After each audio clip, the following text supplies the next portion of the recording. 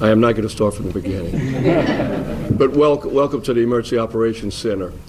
With us today, I'm glad to have members of our community, first responders, including the Sheriff's Office, local law enforcement agencies, municipal police departments, our fire districts, representatives of our utilities, electric utilities, CLECO, Washington St. Tammany Electric, and Entergy, representatives of Senator Cassidy's office, and our other congressional leaders, representatives of our state legislative delegation, our North Shore delegation, and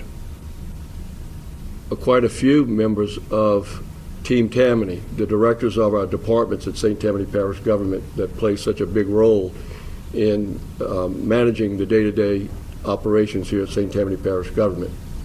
The Mayor Mandeville, thank you for being here.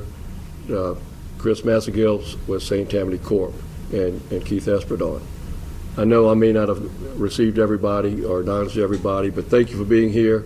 As I go through this, questions will be available after these comments. You'll be welcome to ask questions to Clint, myself, or to even the electric utility providers are available to answer questions. In the next few hours, we're expecting up to 60-mile-an-hour wind gusts, possibly 4 to 6 feet storm surge in coastal areas, and flash flooding with several inches of rain projected in isolated areas. The eye of Francine is projected to be just to the west of us. Now is the time to stay where you are or get to a safe location. Of course, time is ticking and the time frame is increasingly reduced. Please stay off the roads. Let our first responders do their jobs. Plan to stay where you are until tomorrow morning. We are prepared for this. This is something that our Team Tammany and that our local first responders and all those that are in this room represented are focused on year-round. However, strong winds can turn our beautiful tall pine trees into hazards. We do expect power outages. Fallen trees may be on down lines. This is why it's critically important to stay off the roads. This morning, we activated our Emergency Operations Center, which we are now in this location here, and will be here throughout the storm. All essential crews, law enforcement, first responders, DOTD, utility representatives, community and faith-based groups are here ready to assist you. We have closed officially our sandbag pickup locations. We're urging you to stay off the roads, and if you don't have your sandbags by now, it may be difficult to do so. We advise our citizens if you need assistance during or after Francine, please call our number, 985-898-2700. We have call takers on standby, ready to assist you. Let me repeat, 985-898-2700. We also have a web page full of resources and information for our citizens. stpgov.org/storm. stpgov.org/storm.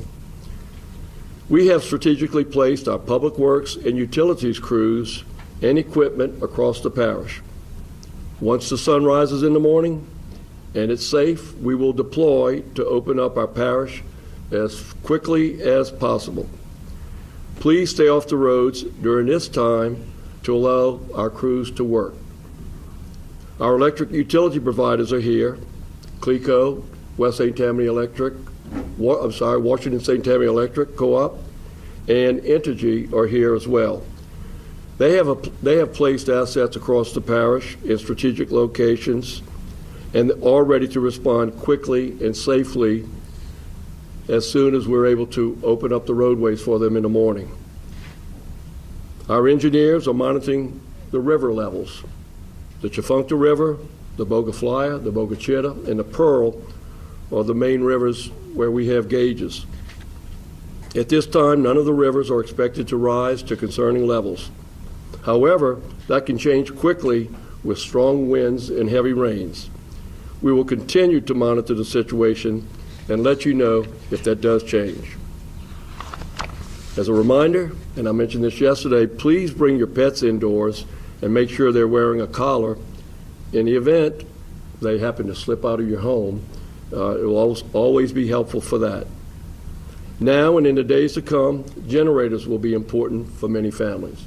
That again was mentioned yesterday, the importance of staying safe and making sure that the generators are a safe distance from your homes. During Hurricane Ida 3 years ago, running generators caused most of the injuries that were sustained. So please take steps to protect your families.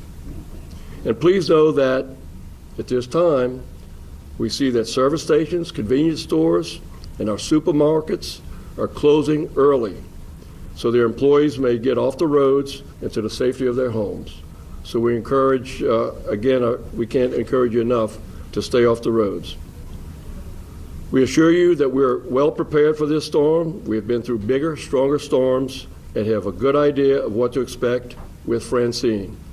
We certainly hope and pray that the impacts are minimal. I'm going to reserve comments at the end after questions and answers to give follow-up phone numbers, reinforce the phone numbers and website information. But in the meantime, I'm going to ask Clint Ory to give an update from what he has learned from our first responders to give further information. Clint? Sure. Thank you, President.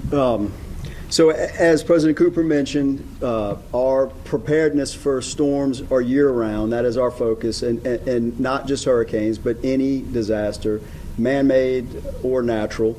And we are constantly coordinating. So he named all people in the room, and there are many more who we work with.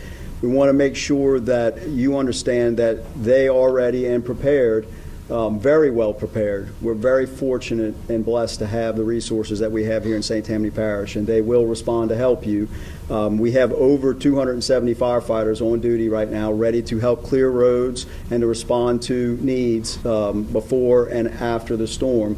We also, the Sheriff's Office alone added 50 additional personnel just for storm response. So that's in addition to their normal patrols that they have. Our cities have done the same. We've also done that with Public Works. So our ambulance service, Acadian Ambulance Service, is the ambulance service for St. Tammany Parish. We do have some fire-based ambulance services as well, but Acadian covers most of the parish. They too have staffed up. All of those entities have liaisons here in our EOC where that information, even if phones go down, it can be radioed in, and we have call takers that are taking calls in the EOC and making sure that information goes where it needs to go. So we want you to know that we're well prepared. But it's important to remember that, as President Cooper stated, we need people to stay inside, stay home, stay safe, let the storm pass, because once we get above sustained tropical storm force winds, those first responders should not be responding. And every storm that comes through, we always have the few that end up going out, and we've had a lot of near misses over the years, and we don't want to cause additional harm or injury to those first responders and having them respond in serious conditions. And there's a point, 40, 50 miles an hour, where there's no way they're going to be able to respond. And so we want everybody to understand that if you're here, there may be a time during the peak winds that you're not going to be able to have anybody respond to you. And so we need people to stay inside and stay safe. President Cooper mentioned the generators, and we can't reiterate that enough.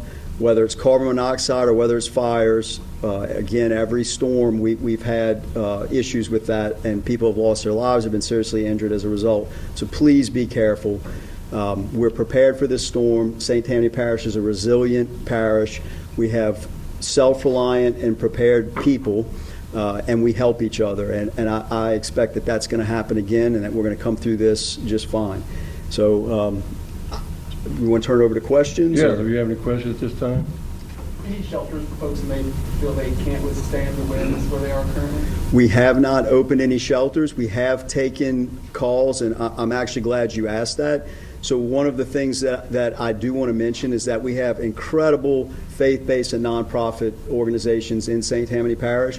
And by the way, if you want to do something to help, if you're outside of St. Tammany Parish, or even if you're inside, please consider donating to those, like the Red Cross, like the United Way, like North Shore Community Foundation, and there's many others. The North Lake Homeless Coalition helped us with someone who was in that situation and not only assisted them with shelter, but was able to give them a ride. They were living in a tent. And so we do have some of those things occurring, but under the conditions that we're currently forecasted to receive, most people should be fine in their houses. We don't have any travel trailers like we do north of us and west of us in those parishes left over from Ida. So we didn't have any of those kind of people in our community.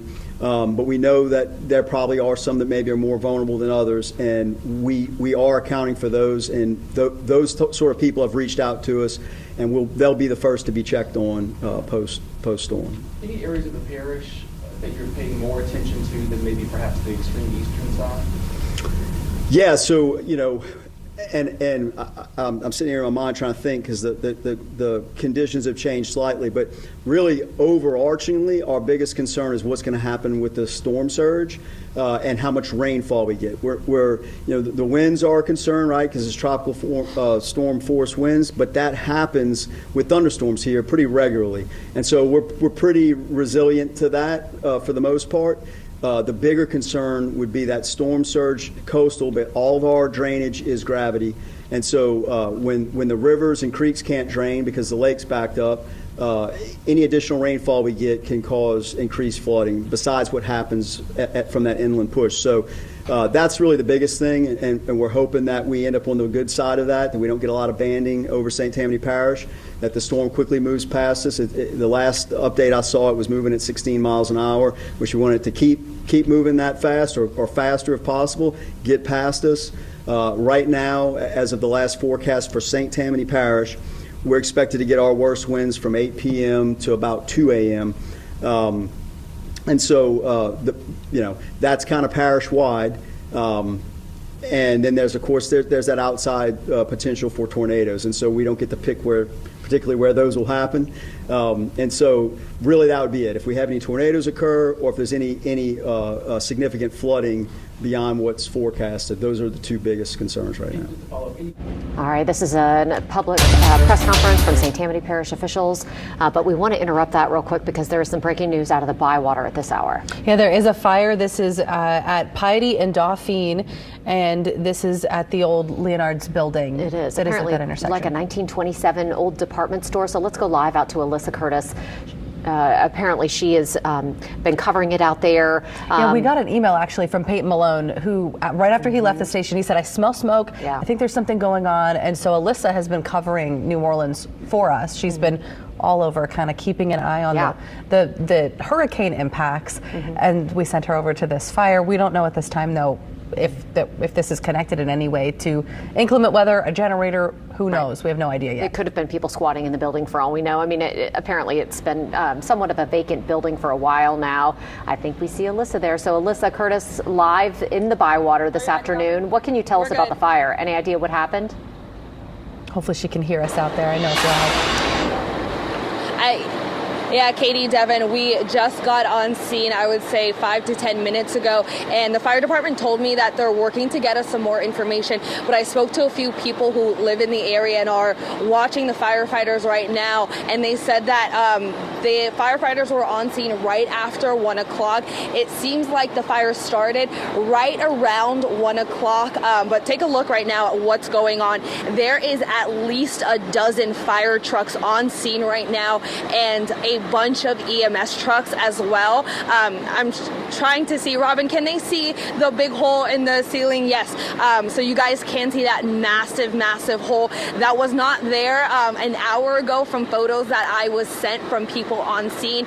It looked like there was maybe a little chimney or some kind of opening up on the roof, and pictures that I got showed that the flames were coming out from there. And OFD is walking my way right now, so I'm going to see if they're available to do some questions and answers in a minute. It looks like they may be talking to the paper really quickly, so we'll check in with them in about 2 minutes or so. But guys, this is a huge scene right now, and I can tell you just from being out here for a few minutes, I will likely smell like smoke for the rest of the day, probably into tomorrow. There is so much smoke, and I'm not sure exactly what they're doing inside, but every so often there seems to be an extra gust of smoke that comes out of the building. So I'm not sure if they're still battling some hot spots in there or what exactly is going on, but they are putting water on the roof.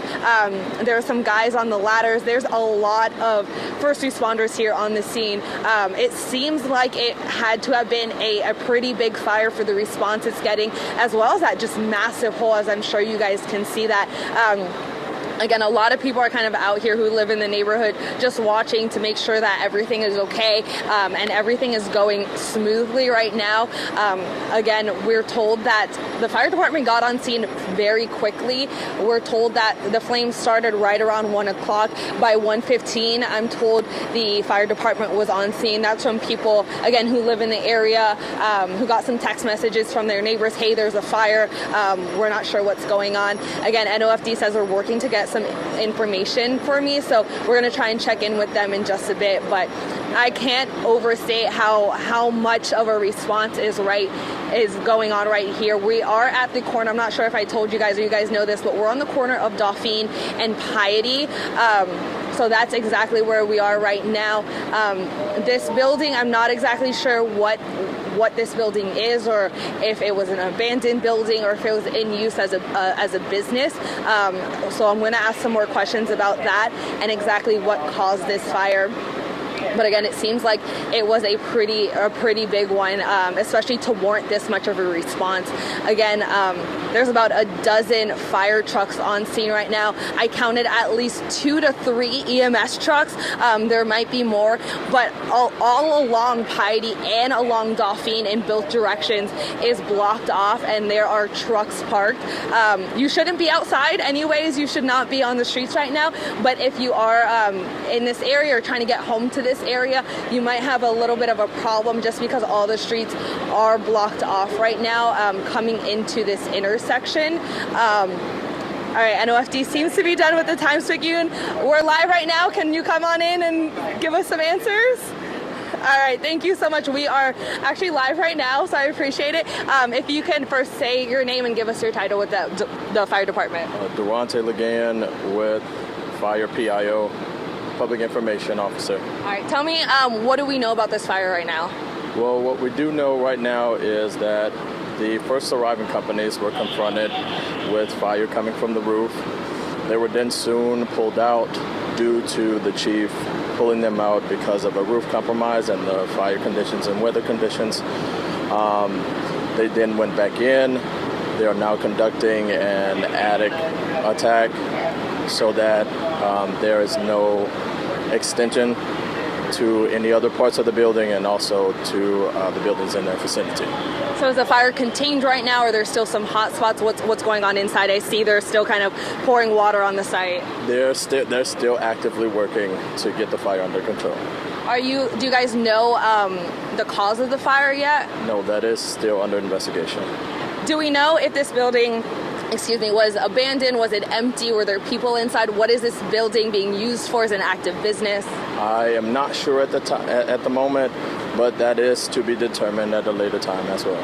All right, any other information that we should know right now? No, ma'am, not at this time. Thank you so much. I appreciate it. We kind of put you on the spot, but you did great. Thank you so much, and thank you guys for your hard work. Again, the cause of the fire is still unknown right now.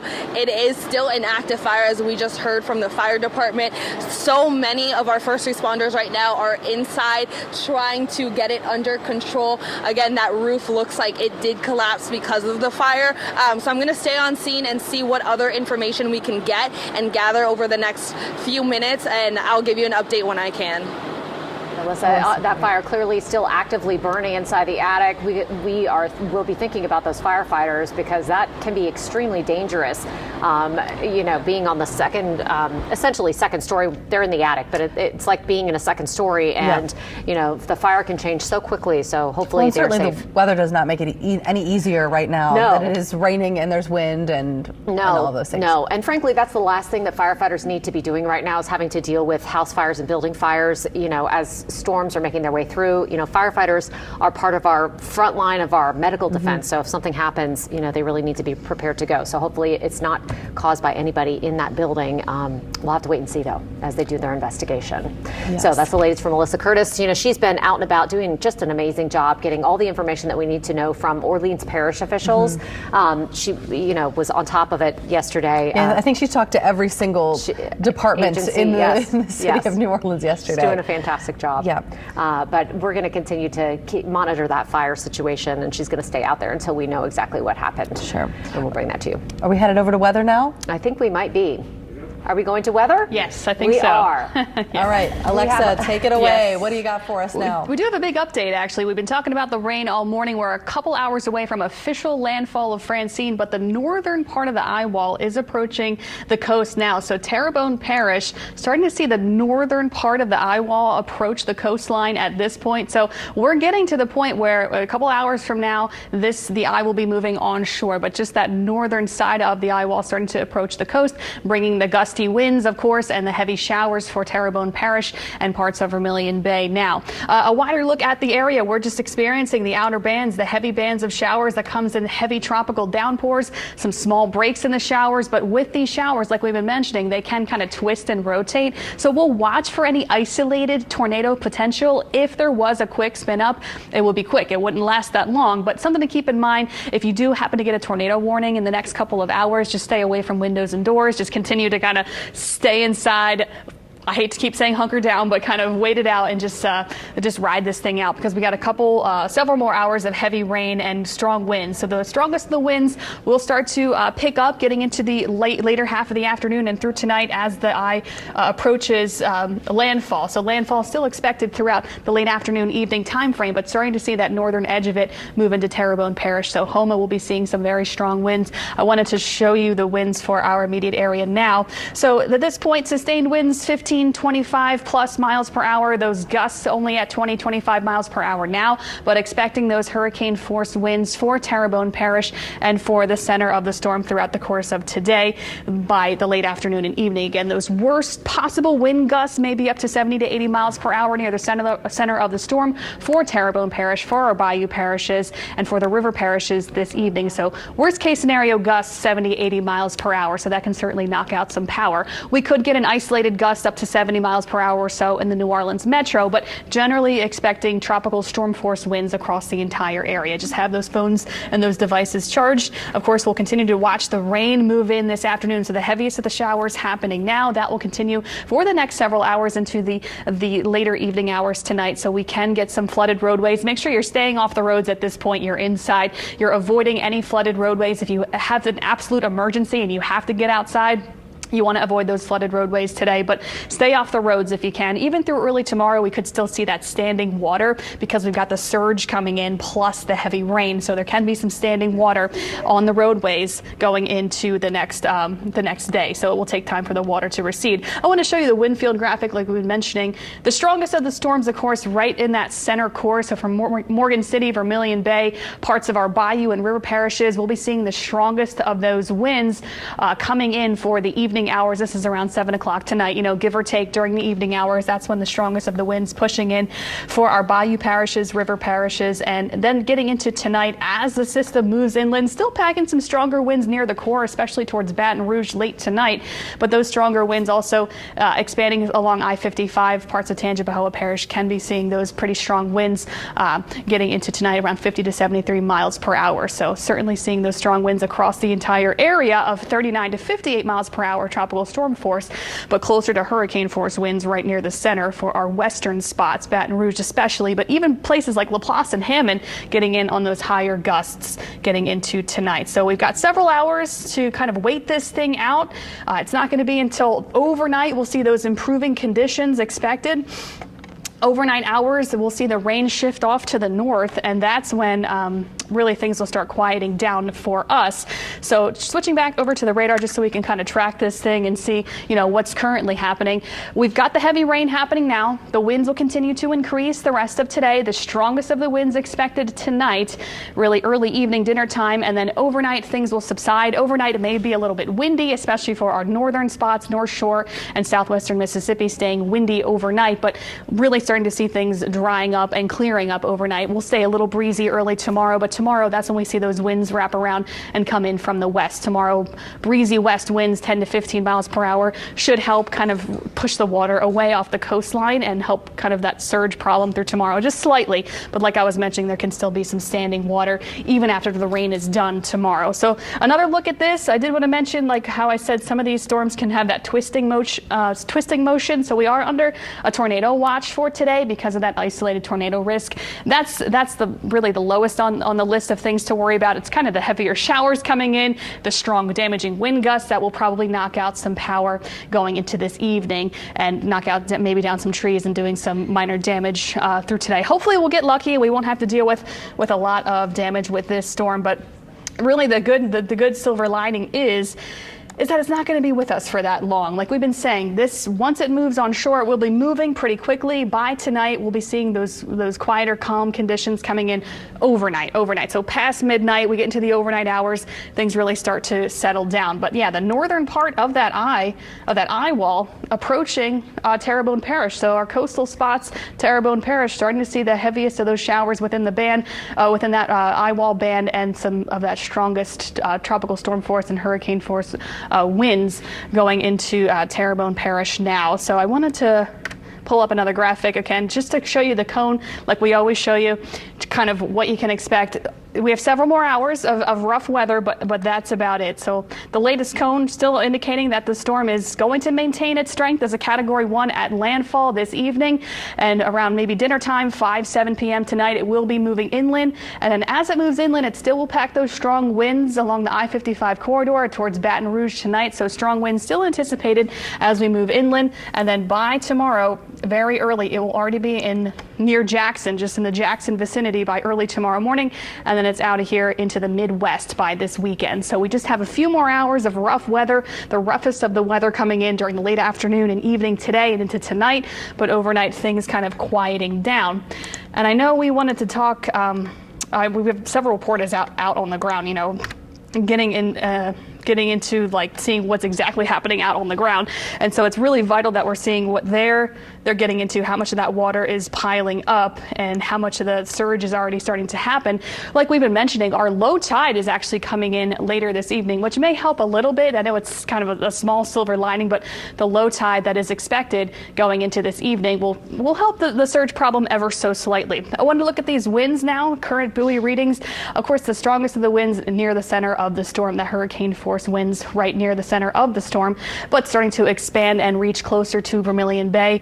And we'll start to see those strongest hurricane force winds go right along the coastline over the next couple of hours. And then those strong hurricane force gusts are possible as the storm travels inland this evening. So just keep that in mind. The roughest of the weather is still ahead. So you're thinking, we're good. Everything's fine. It's just a little bit of rain and wind. Things will start to kind of increase getting into the rest of today when it comes to the damaging wind potential. And really that would be the biggest thing, is the wind and the surge with this. Like we've been saying, the surge still going to be with us throughout the course of today. Now, I did want to throw in another graphic here, loading up kind of the wind threat, just so you can kind of get an idea of where you live and what is expected for you. Also, I did get a latest update from the National Weather Service. There is actually a wind reading coming in from Cocodrie, sustained winds in Cocodrie right now. This is from the National Weather Service, sustained 75 or 74 mile per hour gusts. At a station just offshore in Cocodrie. So it is a little bit elevated, this reading, but 74 mile per hour wind gusts. Excuse me, sustained 74 mile per hour in Cocodrie with a gust of 91 miles per hour. So let me redo this. Cocodrie right now, gusting at 91 miles per hour, just offshore, sustained winds at 74 miles per hour. So seeing those winds pick up for our coastal areas, like I was mentioning, Cocodrie seeing that gust at 91 miles per hour. This just in from the National Weather Service, sustained winds, hurricane force for just offshore Cocodrie of 74 miles per hour. So the wind's picking up for our coastal areas. This is what we have, the strongest of the winds starting to push onshore, but like this graphic shows, our coastal areas, Terrebonne Parish, coastal areas of Terrebonne and Lafourche can see those gusts between the 80 to 90 plus mile per hour range like they're seeing now. 91 mile per hour gusts just offshore of Cocodrie. So that's what we have at this point. And then we'll continue to see those strong, damaging winds for our coastal areas and into parts of our river parishes into the evening hours. 70 to 90 mile per hour gusts possible for western Terrebonne, Houma, Morgan City. Could see that action later today. Also for our river parishes, 50 to 80 mile per hour gusts possible getting into this evening. And then further eastward for the New Orleans metro area, can't rule out some stronger gusts, maybe up to 60, 70 miles per hour for the New Orleans metro. The further east you go, expecting maybe 40 to 60 mile per hour gusts, and then South Mississippi maybe 20 to 40 mile per hour gusts. So we're talking some pretty strong winds across the area that can do some damage when it comes to knocking out power, especially with the saturated grounds, knocking out some trees. If a tree falls down on a power line, we know what's going to happen with that. So this is what we have for the latest at this point. We have another update coming in from the National Hurricane Center at 3 o'clock. They're updating every hour to get you the latest information since it is approaching the coastline. Just a few more hours and it will be onshore. So the northern eye wall again approaching Terrebonne Parish, and we'll continue to watch as this eye pushes onshore this evening and will bring us the strongest of the winds. But already seeing the reports of 90 mile per hour gusts just offshore of Cocodrie from a ship shoal reading, I believe it is, just offshore of Cocodrie. So one of those monitoring stations just offshore for near those oil rigs. So that's where we're getting that data from now. 91 mile per hour gusts just offshore of Cocodrie, sustained winds at 74 miles per hour. So seeing those very strong winds already roll into our coastal spots early this afternoon, and that will continue to be the trend into the rest of today. So we'll be here monitoring all of this with you every minute of today. We'll be here until it moves onshore and moves inland. We'll be with you until this storm passes off and out of our area, and we are expecting to see those improving conditions getting into the overnight hours with a dry day tomorrow and some nice weather coming in tomorrow and this weekend to hopefully clean up anything that happens, and hopefully minimal damage. We're hoping for minimal damage with this system coming in, but at least tomorrow and this weekend we'll have some dry, nice days to kind of get through and pick up whatever happens through today. Alexa, That'll help. Alexa, can you hear me yet? Yeah. Okay. Yes. Alexa. Well, yeah. Oh, you're making everybody I have at a question. home. I know. Everyone's Amazons Alexas are lighting up at right home. Now. You're right. Yes.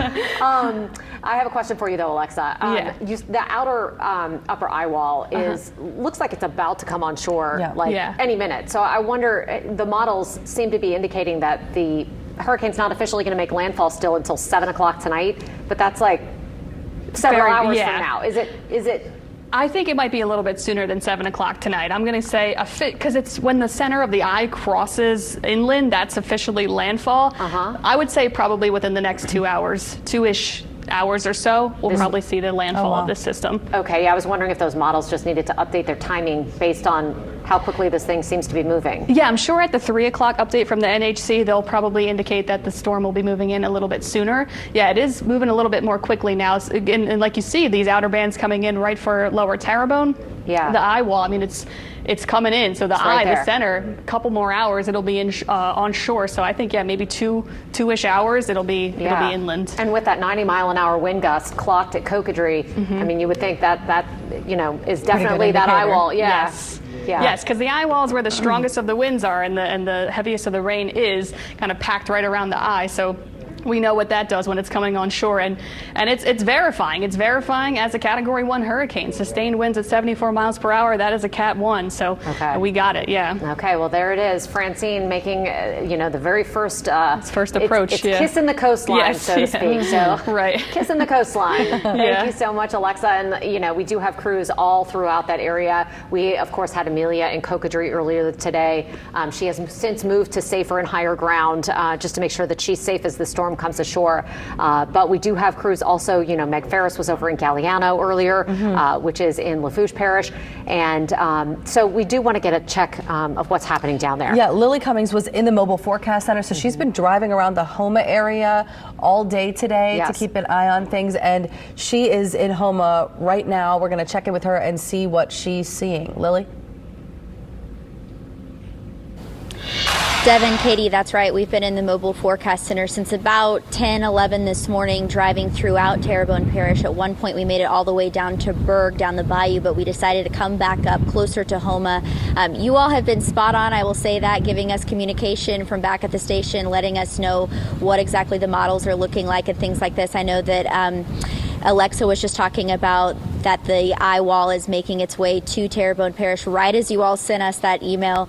It was kind of still, the air wasn't really moving a lot, and then the wind picked up, rain picked up, and everything started to happen. So you can kind of see behind me and hear what exactly the weather is doing. So a lot of rain. We've seen kind of showers off and on here in Terrebonne Parish throughout the day, but now that is definitely picking up.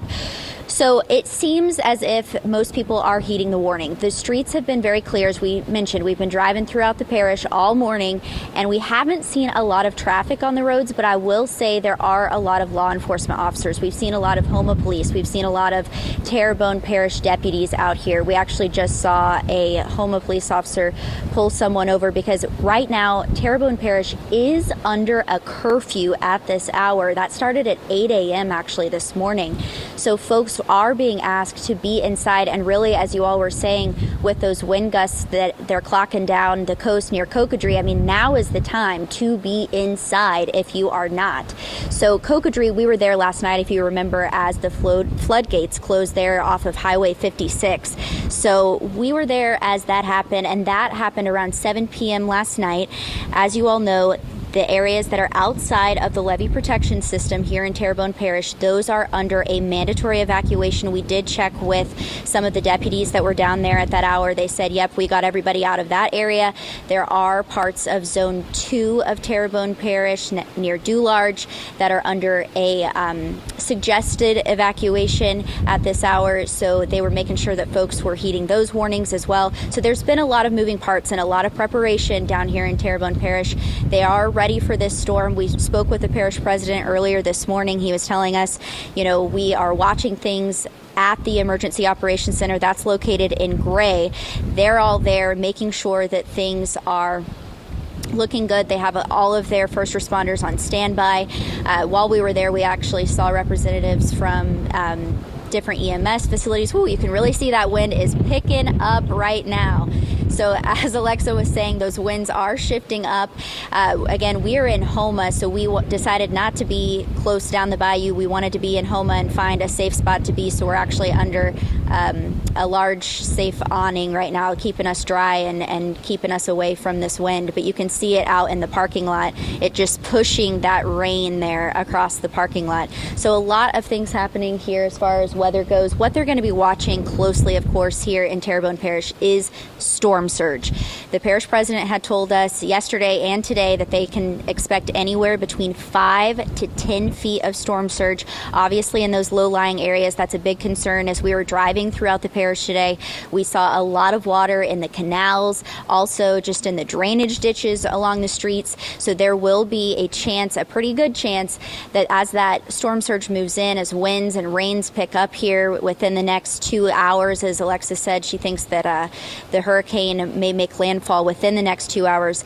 You can expect that that's going to push onto our roadways here in Terrebonne Parish and possibly cause some flooding here. So not the time to be out and about. Honestly, we woke up this morning, we said, let's go out and see if anything's open to get a hot breakfast.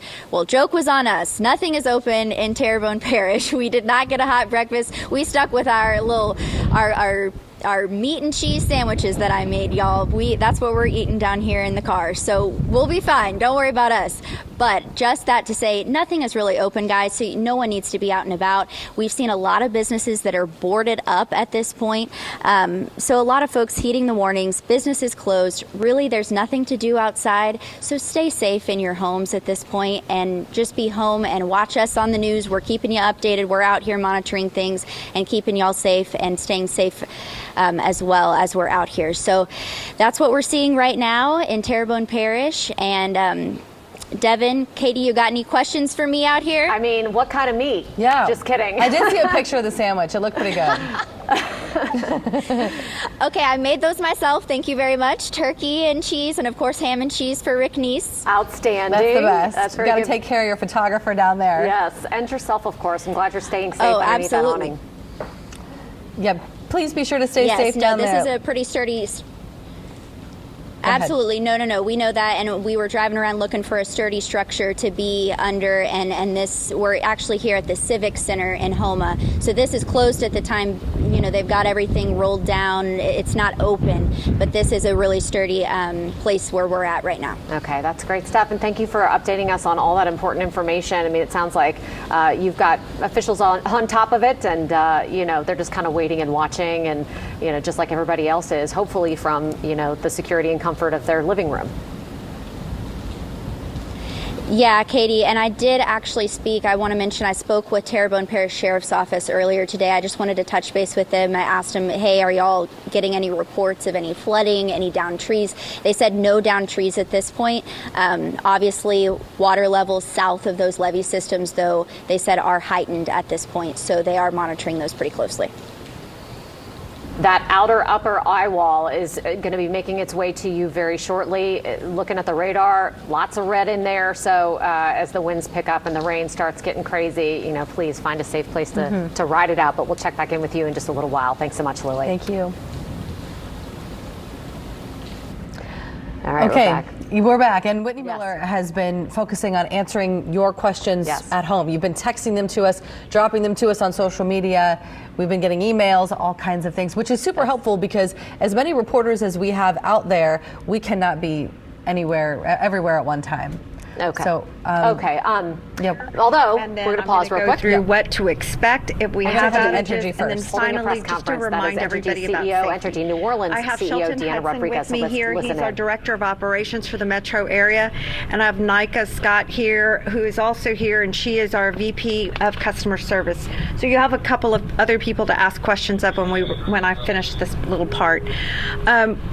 First and foremost, we prepared well in advance. We drill all the time, but we also did some other things in advance of the storm. What we did, we did a lot of vegetation management to make sure as the winds come through, you don't see flying debris, you don't have limbs falling on wires. We know we can't protect everything, but we did the most critical lines that we could and went through that. We hired extra vegetation management crews to come in just to do that. We also, so we've added 1,000 vegetation crews, and then we also patrol 48 line miles and perform vegetation management work at 109 sites. These are the hot spots that they were looking for, again, to at least preempt any of the damage that might be caused by the wind, and if we could do that, then we can hopefully prevent some outages. We've also have about we have, just so everyone knows, because I want to make sure as you look out there, if you're out and about, which you shouldn't be, you're going to start seeing a lot of crews coming into the city, and they'll be housed here.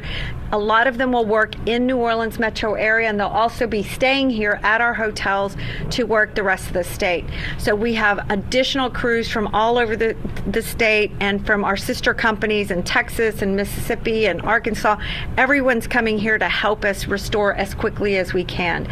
And the last note that I got, or the last numbers I got, which I know is already increased, we have 1,350 hotel rooms at over 4 hotels just to support and house crews. that is an example of how we're bringing in and being prepared.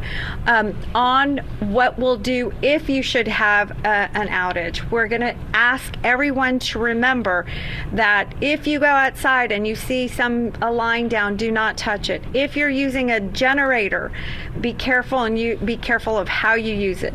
But if we are able to, we will get out there as quickly as we can.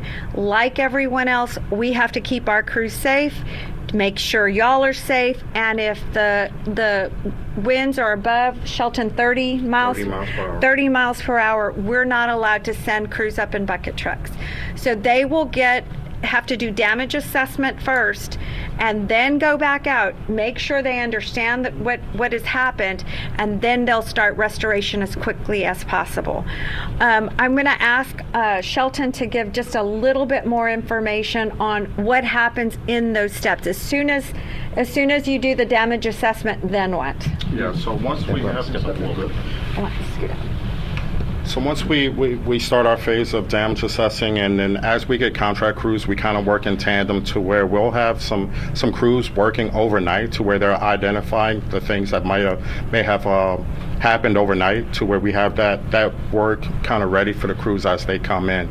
With that said, we then work with just kind of running out there, kind of catching all our lines in terms of what's out there, and then getting our crews as they come in to work, getting them out there on the highest customer count feeders to make sure we account for those, and any critical infrastructure, for example, sewage and water board, treatment facility. If that feeder was to go out, we want to make sure we get that up and running. So that's kind of the game plan. We start with the feeders with the highest customer count, as well as the critical infrastructure that's out there. Can you talk about how the system has been hardened since Hurricane Ida, especially with service to the Sewage and Water Board and the sewage pump stations that were kind of abandoned without power for a long time last time? So one thing I'll say is, leading up to this storm, we've definitely did our inspections on all our feeders that feed into the treatment facility, and all our sewage and water board critical infrastructure, our critical pumping stations that we have out there, to make sure they're in good standing. If there's anything imminent that we need to address, we make sure that we do that. Are there certain problem areas where you guys notice where they always get outages that you guys are actually watching closely? We're just very mindful in terms of the critical feeders we have out there, that if they do go out, we make sure we get them back as quickly as possible. Obviously doing it once it's safe to do so, and keeping the guys' safety paramount. So. And this room in particular, I mentioned earlier, this room in particular is where they will be notified when there are outages. They can see, and they have a viewpoint, vantage point here to watch everything. As outages occur, they know where they are, and then they will be notifying crews as they come in to go and do the restoration. And Deanna, could you talk a little bit about the situation with NOPS? Because obviously that was a issue after Ida, where the city council was concerned about the Black Star capabilities. We're probably not going to face that kind of situation with this storm, but in case we do, have there been improvements there to be able to get the power out if it needs to start up? NOPS was a whole different situation and a whole different type of storm, but NOPS is now running. So we have it running right now. It is intended to stay on throughout the storm. Can you talk about why people should not go out when you guys are assessing immediately after the storm? Because I understand that that's some of the times where it could be the most dangerous for people being outside. So we actually consider ourselves as first responders too. So you'll notice that everybody that's out there is going to go back out and make sure what damage has been caused, what is blown in the streets. And so our big question is, do you have to go out? If you don't have to go out, please don't go out, because you don't want to get caught with or cause additional damage. Certainly you don't want to hurt yourself and harm yourself. Dan, I know it's a little preemptive, but assuming that there is an outage, do you think crews will be able to get out and to respond to that kind of outage quicker because the storm is a little bit, faster moving than other? It will depend on the time of day. So if as we're expecting the storm to come through overnight, essentially probably be done by midnight is what we're hearing, it's dark, we're not going to send people out unless it's a critical, urgent customer or something that has happened. Otherwise, we have to wait till it's light again to send our damage assessors out. We also brought in, I think, 400 additional crews to do damage assessment. Again, the fastest way we can get lights back on is to make sure we understand what damage occurred, and that's what we'll do. And just to be mindful in terms of the wind that's out there, we do look to anticipate that the winds will stay high till roughly around 2 in the morning. So we will not put our guys in danger in terms of being out there in the field. So. I'd like to also introduce Nika Scott, and she's important. She'll come up here in just a second, and bear with us for being a little bit crowded. But I want to make sure that that customers know this is our customer service VP. She is working with customers and the council throughout the entire city. So all our customer communications, our text messaging, are going through Nika. They have done above and beyond even what was done during Ida. We learned some lessons from there. They're working with the hotels, they're working with the most vulnerable customers. So, Micah, you want to share a little bit of what's different? Yeah, so our customer service managers for this storm are actually embedded into our networks. We have 3 of those around the city, one in New Orleans East, one in Algiers, and one here at Tulane. So we have customer service managers who are assigned to every council district embedded here, so that when we have an outage, we know immediately that we've had an outage because these guys, Shelton's team, communicates it to us. As soon as we know, we let the council know. We're also doing a little bit, something a little bit different this year too. On our social media feeds, you'll see that Energy New Orleans is tagging the council utility account so that they'll be able to repost any updates that we have. Is there anything different this time in terms of being able to monitor? Is the system improved so that you get quicker updates on outages or quicker information out? I'm probably not the right one to talk about the system. That's probably Shelton, but I know from a customer service perspective, as soon as something goes out, we know, but probably before a customer even calls to complain or let us know there is an outage. As soon as Shelton knows, he notifies our teams. Great. Thank you. Thanks a lot, everybody. Thanks, guys. Thanks. All right, Thank that you, was guys. Entergy New Orleans. That was investigative reporter David Hammer. He is there asking some of the tough questions that you heard him asking of Entergy New Orleans CEO Deanna Rodriguez. They are, watching and waiting. She did mention, however, let me just back up. The storm appears to be moving at a faster pace than we initially thought it was going to as of late yesterday. The eye wall, as Alexa mentioned, probably is going to be making its way, the outer eye wall is already making its way, which is good because Deanna Rodriguez basically just said if it is dark, they can't get out there to assess the damage in order to start repairing it. So if power goes out, if we are seeing those massive outages out there, they really can't even hit the ground running until daylight tomorrow. So the sooner the storm makes its way through and causes the damage that it's going to cause, the better for our power system and for people's comfort in their homes. Sure, and so the sooner the better. This is decent news that we're hopefully seeing landfall a little bit earlier than we were originally told. That's when we were going to see it. Get in, get out. Yes. Let Entergy do their thing. We want her out. Get out. Go home, Francine. Yeah. We're done. Yes, we're done here. Although we're not done. We're not done. No, we're definitely not done. But Entergy, of course, saying that they have extra manpower that they've brought in, extra damage assessment surveyors that will be hitting the ground running as soon as the storm is clear and they are, can do that safely. And extra cleanup crews too, so they can come in, get rid of all the branches, trees, whatever's in their way of doing their jobs. Yes, she also mentioned that they have been apparently upping their vegetation trimming efforts, which means cutting the trees from around the power line so that hopefully power isn't taken out by so many of them. We do know the ground is saturated. We've been talking about that for 2 days now. All those storms that we had in the last couple of weeks have really made it difficult for trees, power poles, things like that to maintain their strength. And I think that is something that a lot of our officials are going to be watching, and people, just general residents are going to be watching as they have trees and stuff around their homes and in their neighborhoods. Yeah. We're going to get over to Whitney Miller, who has been answering your questions that you've been sending in to us.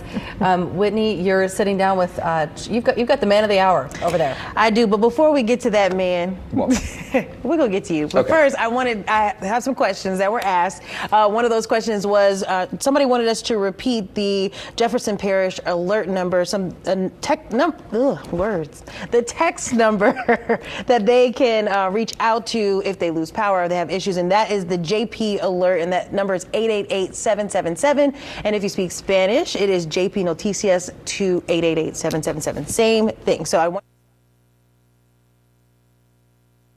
Chief Meteorologist Chris Franklin. All right, you got some questions. I got questions for you. Okay, good. And we like these. These kind of help us to steer what we should be talking letting more you guys about. know. We feel like we're getting all of the information out there, but obviously there are things that folks still want to know.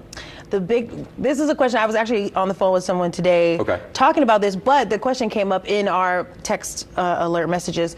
Why is it that hurricanes seem to make landfall close to nighttime or overnight? I think, and a few people have asked me that with regards to it looked like this was going to be making landfall maybe more in the evening. I think that's just more people remember those because there is kind of that added danger of we can't see what is happening. It does become a little bit more frightening, but there really isn't anything that says they hit us or anywhere at night compared to the daylight hours. I think the nighttime storms are just a little bit more memorable. Because you had to go to sleep and you didn't know what was going to happen. Right. Well, some people you didn't go to sleep, or you want to go to sleep, sleep, but you can't. Right. Or there's that unknown danger of what is happening. I can't see. Right. Power goes out, then you're kind of left completely in the dark. Right. And so I think it's a little bit more of a memorable situation when they do make landfall at night. Now, this is an anecdote. Okay. Someone also said... Wait, this is the one you wouldn't ask me? Yeah, this is one I didn't give you a heads up on. Surprised me. Yeah, someone had said, why is it that the ones that really come to Louisiana, they must love Louisiana, are the female named storms? And I don't know. I don't know. That's a good question. It's a good question. The ones that really make an impact. The ones that have are the women. Yeah, they. That's what they said. They are. They tend to be. Good answer, Chris Franklin. All right. This is back to a serious question. Okay. When do you think it's safe to get back on the road after the storm passes, weather-wise? And this person was from Upper Jefferson Parish. I'd wait until tomorrow morning. Again, conditions are worsening right now. We've already started to see the winds picking up, the rain getting heavier at times. We're starting to see the eye wall approaching now, lower Terrebonne. So it only is going to worsen throughout the day. So at this time, almost 3 o'clock in the afternoon, is when you want to be indoors and wait till this passes. By about 3 a.m., I think at the latest, we should see the center of it as a tropical storm. Well to our north, we're going to be on the back side, kind of the southern side with dry air. So we'll already start to see improving conditions. But we even heard some officials saying yesterday, don't go out too early. I mean, you can kind of assess your neighborhood and whatnot, but don't try and go roaming around because we just don't know what conditions are going to be like until we get into early tomorrow morning. So power lines that are down. Roads could be closed. Roads can be closed, and you don't know until you're on top of it. We could still have some flooded roadways. So just kind of wait through tomorrow morning, and once we start getting more of the all clear across parts of the region, then we'll be able to start heading out. And I know folks want to get out and start assessing damage and other properties. Again, a confirmed tornado on the ground in downtown Conyers. It's a very dangerous and life-threatening weather event. Get into the interior section of your house, away from windows or a basement if you have. And there's the debris right there in the Millstead area near the Rockdale Medical Center. Right.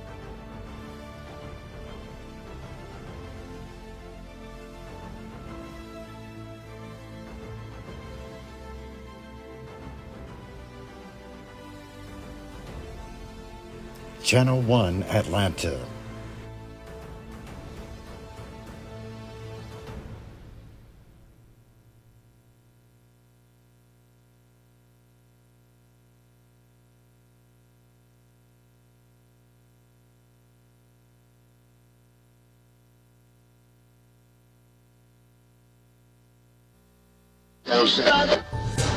There is a storm coming, an event like the world has never seen before.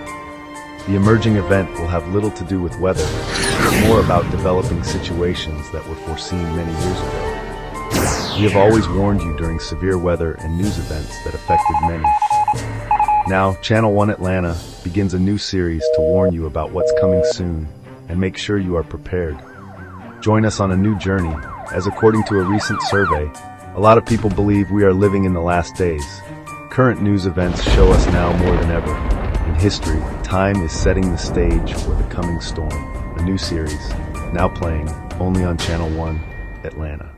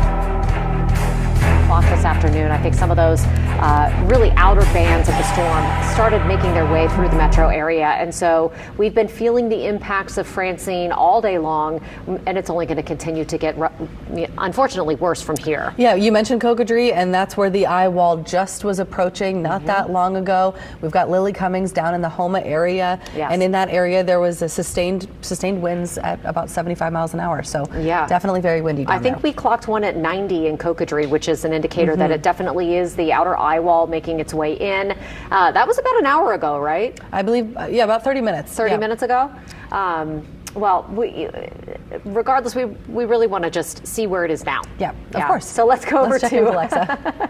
meteorologist Alexa Trissler. Yeah, that outer eye wall continuing to move onshore of Lower Terrebonne Parish. So the eye wall is moving onshore now. The eye wall bringing those heavier downpours, the stronger storms, and the hurricane force wind gusts for Lower Terrebonne Parish into Morgan City. Actually, Morgan City in this region seeing a flash flood warning. So for the Morgan City area, already dealing with some flash flooding as the outer eye wall starts to move onshore. So it looks like the eye of the storm will be moving inland within the next couple of hours. So the worst of the weather is it's happening now. The heaviest of the rain is pushing into the region throughout the course of the afternoon. We'll continue to see these outer bands dump some good heavy rain, and it comes in waves. Sometimes you get a break from the heavier downpours and then it picks right back up. Also, the wind starting to really increase, but that is a look there coming into Lower Terrebonne Parish, the northern part of the eye wall, moving into our coastal spots. So we'll continue to track this as it moves inland. We've got the outer bands pushing in, producing the heavy downpours. We will be dealing with some street flooding,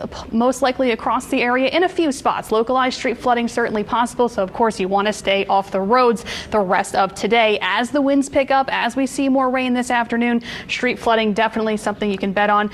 Those heavier showers expanding to the North Shore and into South Mississippi. Slidell seeing some heavy rain for our Mississippi coast, seeing those heavier downpours pushing in with these outer bands. And like we mentioned, there is that low chance for quick spin up rotating storms. So a quick spin up tornado possible.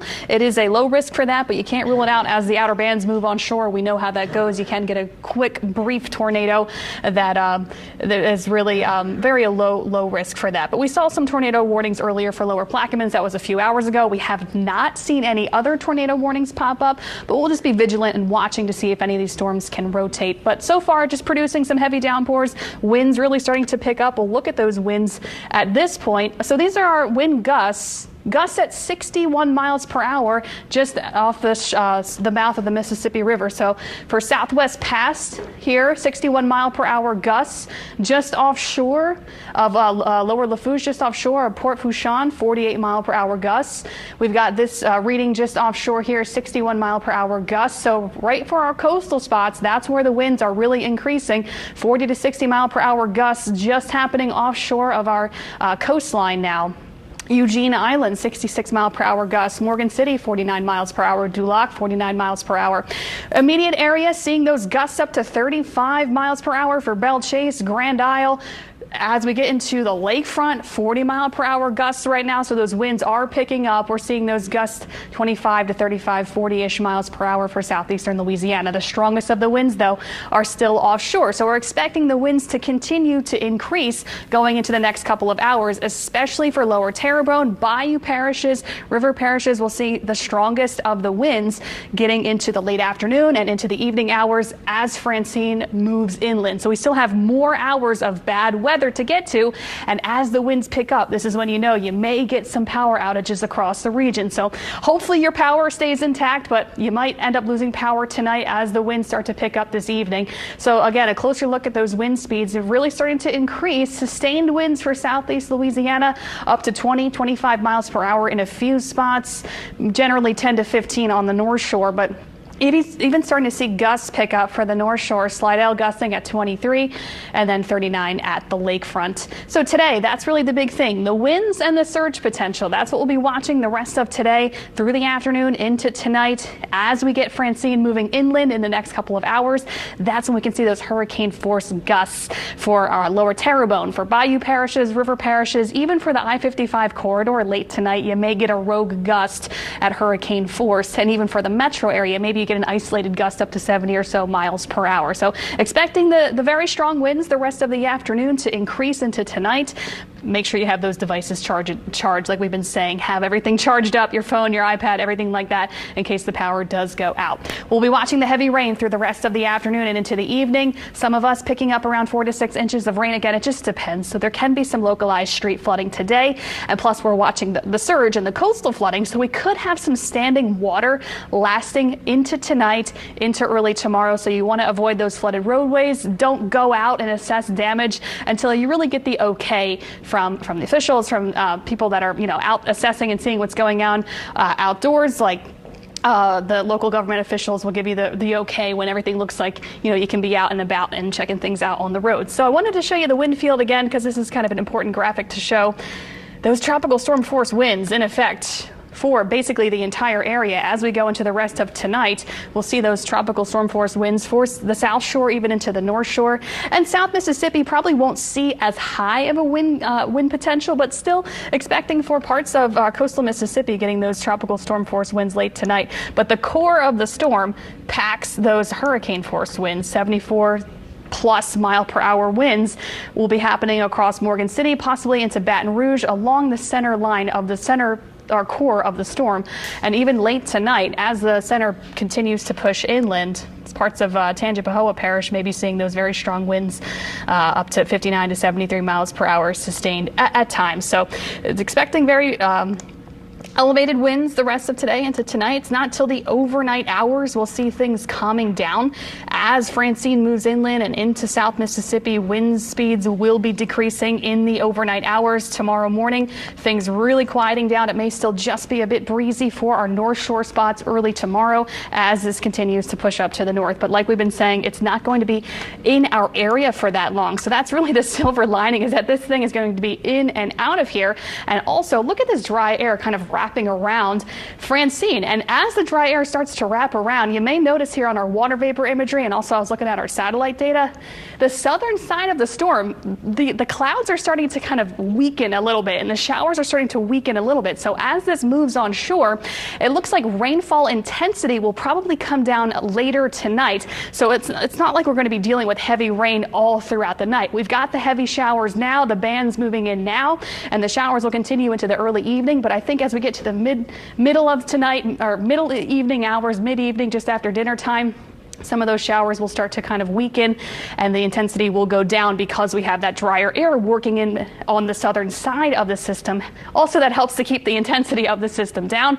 We've got the dry air and the shear all working in our favor. So that is something good to kind of note and highlight. Yes, we have some heavy showers now, but as we get into later this evening, so after dinner time, I think the rain really starts to wind down. So more heavy rain at times through the next several hours. And then we get later into tonight, those showers shift up to the north with that drier air we're working in behind it. And then early tomorrow, we're done with the rain. So as we get into the overnight, rain passes off to the north. It's in Jackson, Mississippi by early tomorrow morning.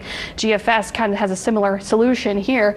Going into the next few hours, we'll get the outer bands continuing to push in, but as the dry air works in around the system, I think we'll see less and less rain as we get into the middle evening, later evening hours tonight. The rain really starts to subside, and overnight, things quieting down. So that's a good thing. Tomorrow, we'll just be, picking up the pieces. I can't think of a better expression to come up with this, but hopefully we'll have minimal damage. We'll just be kind of getting everything together tomorrow, and we can put this behind us. Hopefully we'll have minimal impacts from Francine the rest of today. So sustained winds again across southeast Louisiana, picking up as we head into the afternoon. Sustained tropical storm force winds possible the rest of today, especially into the evening, and then hurricane force gusts possible for the metro area, and particularly for our bayou and river parishes, even into the North Shore, like Hammond, Macomb, can be seeing those strong wind gusts up to hurricane force gusts later tonight as Francine moves inland. Overnight, that's when our wind direction changes, comes in from the west and northwest, and those winds come down around 10 to 15 miles per hour early tomorrow. And again, those winds mostly from the west northwest tomorrow can help push that water away and maybe help kind of alleviate some of the surge issues for our coastal spots tomorrow. So something to look forward to tomorrow as we look ahead to a more tranquil Thursday, Friday, and into the weekend. No worries when it comes to the weather. So we talk about the wind being the biggest thing to look out for. Also the surge potential. Those numbers have not changed much. Anywhere from Port Fourchon westward, still expecting up 5 to 10 feet of surge as the storm comes inland. 4 to 7 feet of surge for Grand Isle and points eastward to Venice. So for Barataria Bay, 4 to 7 feet of surge.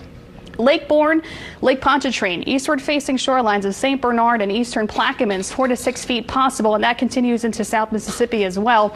And then for Lake Maurepas, maybe 3 to 5 feet of surge. So, like I've been mentioning before, even if the rain stops later tonight, we could still have some standing water from the rain. The freshwater flooding is possible. We'll continue to see those big puddles and ponding on the roadways through early tomorrow. Plus, we could have some water still kind of elevated from the surge into early tomorrow. So that's why you want to take it easy on the roads. You don't want to go out and about early tomorrow until you get the okay from, government officials that everything looks good and everything looks, safe to traverse, because we could still be dealing with some standing water through early tomorrow. It'll take time for the water to kind of come down and recede. And like we mentioned, the North Shore rivers will probably be running pretty high tomorrow into Friday. It'll take the weekend for those numbers to come down. So North Shore rivers expected to maybe go into a minor flood stage tomorrow into early Friday. So a closer look at those winds for the storm. Those strongest winds again packed into that eye, and the eye wall again moving onshore of Lower Terrebonne Parish now, and the eye is probably going to be moving into near Terrebonne Parish, that's vicinity, within the next couple of hours. Within the next hour and a half, 2 hours, we'll probably see the center of the eye move onshore, so maybe a little bit sooner. At least the eye itself can be moving onshore within the next 2 hours or less, and then it'll take some time for the entire eye to complete the inland approach. So we've got a few more hours of rough weather. Certainly the strongest of the winds are still going to be ahead of us the rest of the afternoon into tonight, and it's not until overnight we'll start to see those wind speeds really subside. But the core of the storm can bring those hurricane force gusts for the bayou parishes, river parishes, and even parts of the North Shore, Hammond, Tangipahoa Parish, seeing those strong wind gusts into tonight. So can't rule out maybe some downed trees, some power outages like we've been mentioning. It's certainly an expectation that you should have. Hopefully we'll get lucky. We'll luck out and it won't be so bad. Wind gusts, maximum wind gusts forecast, like we are already seeing, like that oil platform just offshore of Cocodrie reporting a wind gust of 90 miles per hour.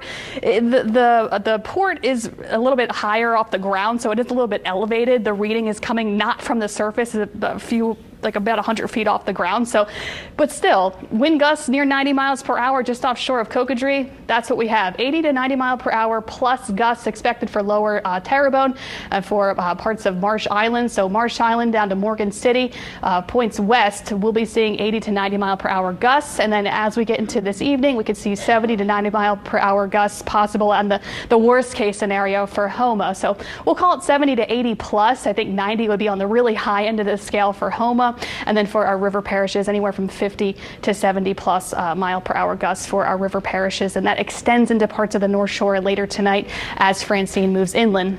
The farther east you go, I think our wind gusts will be a little bit lower, maybe 40 to 50 plus.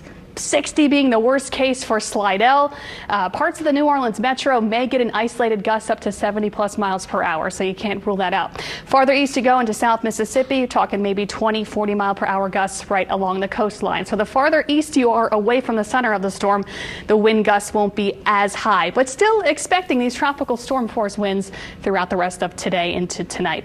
Rainfall totals, like we've been mentioning, can really vary quite a bit, anywhere from 3 to 4 inches of rain possible area wide. It's just hard to say exactly where the heaviest showers set up because, you know, when the bands come in, it's hard to predict exactly, all right, where we'll see the most rain. But, you know, you can't rule out street flooding throughout the course of today. That's why you have to definitely stay off the roads if you can. Hurricane Francine, as of the latest update from the National Hurricane Center, still has sustained winds at 90 miles per hour. Gusts at the center, 115 miles per hour. So it is impressive Category 1 storm. It is now moving to the northeast at 17 miles per hour. It is 115 miles southwest of the city of New Orleans. So it is getting closer. And this red box here indicates we are under a tornado watch for the rest of today because, again, low risk for that. But any of these bands that come in may have the ability to rotate. So we'll watch that in addition to everything else we're watching the rest of today, the heavy rain and really the strong winds being the biggest thing, and the surge, of course, pushing all that water inland, unfortunately, today and probably through early tomorrow. It will take some time for the water to go down throughout the course of tomorrow. So landfall expected very shortly. By this evening, the center of the storm should be inland, and then we'll see those impacts the rest of tonight. But again, we'll be out of here soon. Early tomorrow morning, it'll already be near Jackson, Mississippi, and just continuing on its path northward, bringing parts of the Mississippi Valley some much needed rain across parts of the Midwest this weekend. So it'll be in and out here before we even know it. This will hopefully be a distant memory for us in the coming years, this storm. 7-day forecast. Also, we've got good things to look forward to this weekend. Tomorrow, yes, it will be a little breezy, especially on the North Shore early in the day, but we'll be on a drying trend. We'll stay dry this weekend. Actually, a little less humid, too, with some drier air working in behind Francine like we've been showing you. It's not going to feel as muggy outside, so if we have to, do the cleanup efforts, we have to, go outside, cut down some trees and do what we need to do, it won't feel as oppressive outside. That's another good thing to kind of focus on. Temperatures also not bad, mid to upper 80s through this weekend into early next week, and even through early next week, looking at a quiet stretch of weather to enjoy after this rough Wednesday. Okay. And we will enjoy it. Can't wait. We just have to get through today. Yes. And Alexa, as you just mentioned, that outer upper eye wall is kissing the coast, and the worst of it is essentially making its way through Louisiana, and will be on. I would think it would be making landfall pretty soon here. At least that's what our meteorologists are telling us. Yeah, and I do know that it's very windy in Houma. It was windy the last time that we checked in with Lily Cummings, who's been down there. And she recently texted me that her hat blew off and she had to go catch it. So hang on to your hat, Lily. Yeah. Sounds like it's getting a little windy down there. Devin, you just outed me on the news here that my hat blew off. I told Rick Neese, I said, as long as my hat doesn't blow off on live TV, I'm good. But it did. So, the wind is definitely picking up out here. It got very gusty just a second ago. You can definitely tell. Just take a look at some of the trees and the rain that's coming down at this point. So just in the last, like you said, 30 minutes that we touched base with y'all, we've seen a lot of things pick up here. Not seeing very many people on the roadways at this point. We're seeing Houma police still and Terrebonne Parish Sheriff's deputies out on the roadways. They are out. Actually, at one point we heard one of them over a loudspeaker telling folks that you should be inside. So obviously enforcing that curfew that is in effect parish-wide. But take a look at some of the rain and wind here that photojournalist Rick Neese-Riggins is showing y'all. It is definitely getting stronger as it makes its way up the Louisiana coast. So we are in Houma right now at the Civic Center. And, you know, again, guys, we've been talking with the parish president yesterday and today. Obviously, there's a lot of anxiety in this area given they just experienced Hurricane Ida 3 years ago. This is not an Ida. They're watching the storm surge closely. And I know you're seeing these winds right now that Rick Neese is showing you, and it's kind of making you a little nervous maybe, but this is not as strong as the winds were in Ida, obviously. So the parish president did talk to us a little bit about that. The folks, there's 27 families still living in RVs post Ida. Those folks were asked to come and take shelter elsewhere, so they have. He told me around 400 families are still displaced from Ida at this time. So folks obviously taking advantage of the shelter that they have open right now. That is there in Houma at the community center that we were at last night showing you all. That opened at 6 p.m. last night.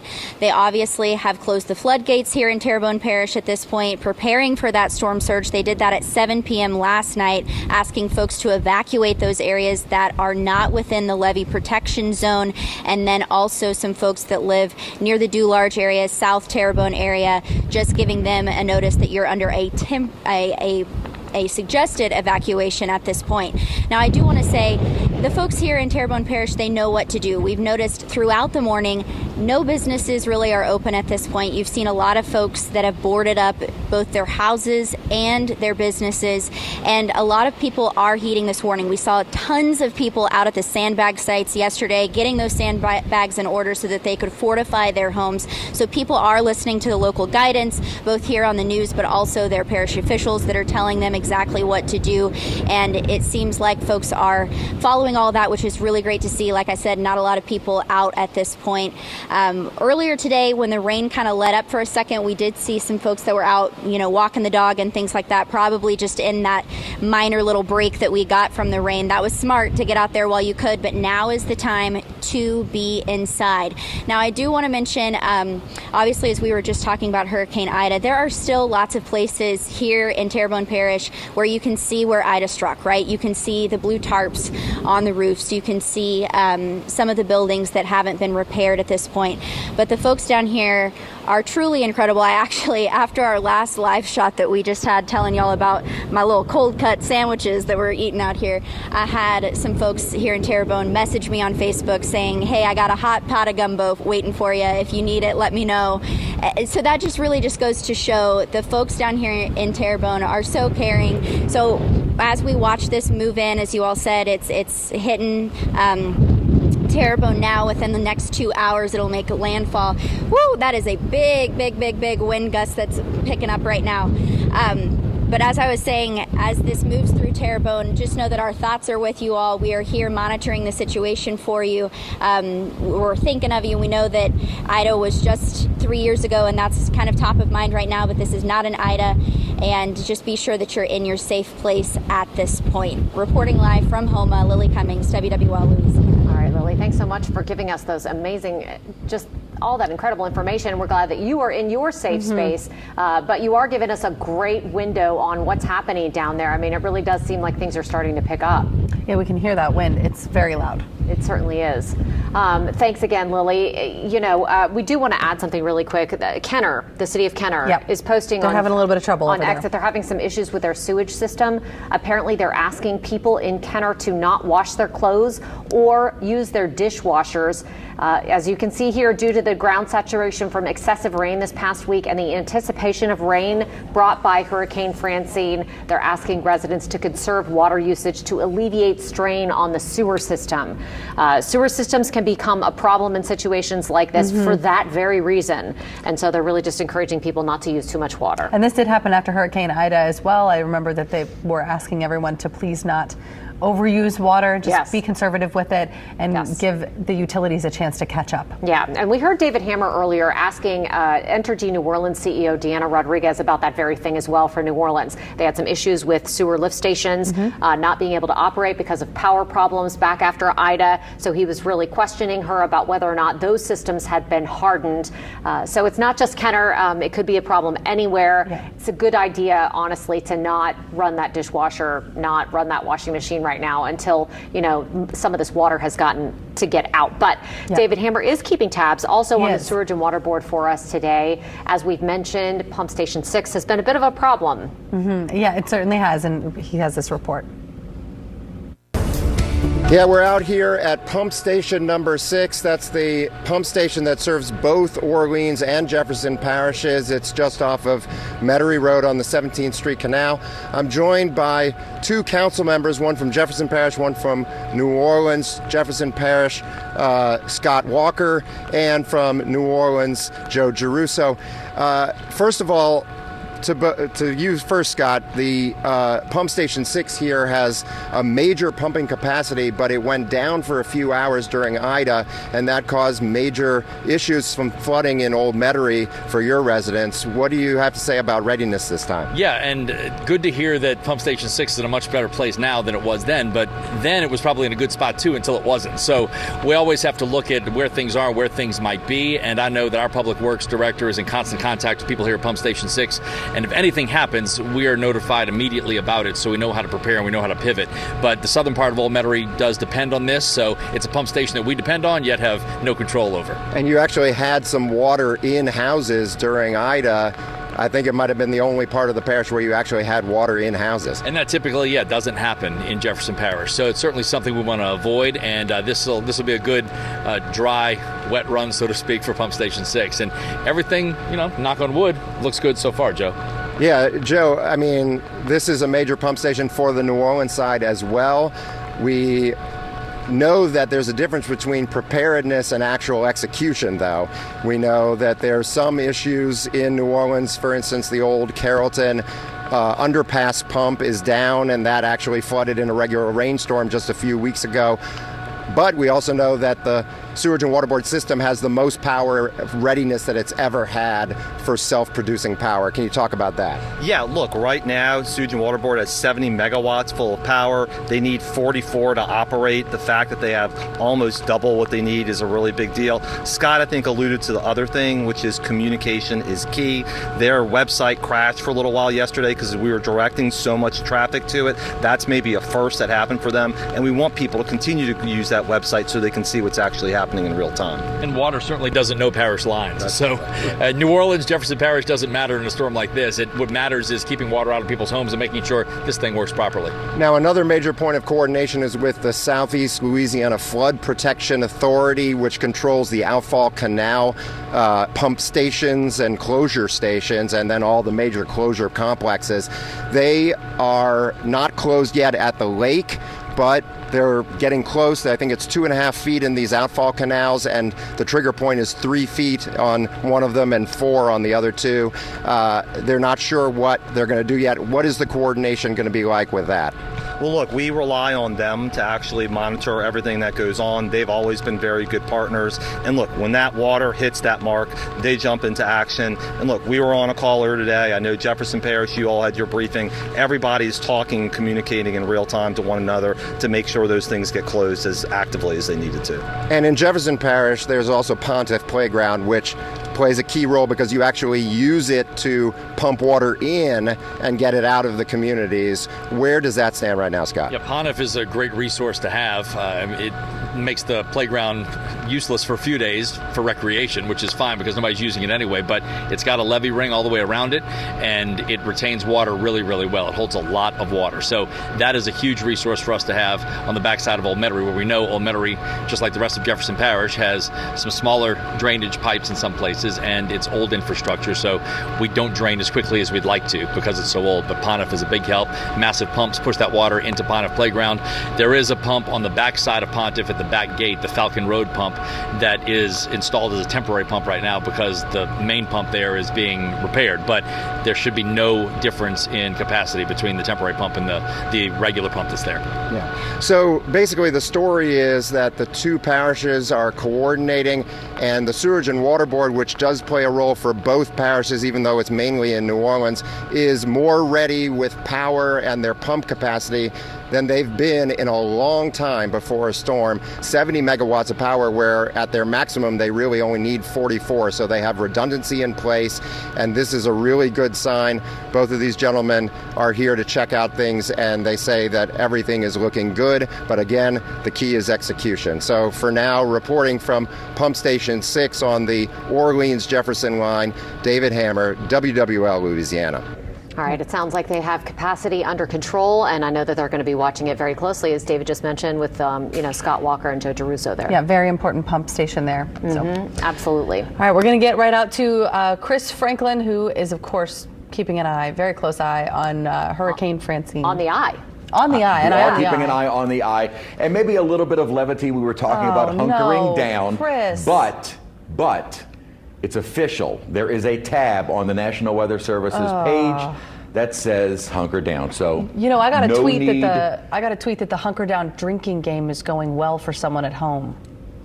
We gotta slow down. We need to slow down. Right. It's only 3:30. Yeah, don't. Yeah. We got a lot of hours left. This is nothing you want to play around with. No. And I won't say it. Just stay in place.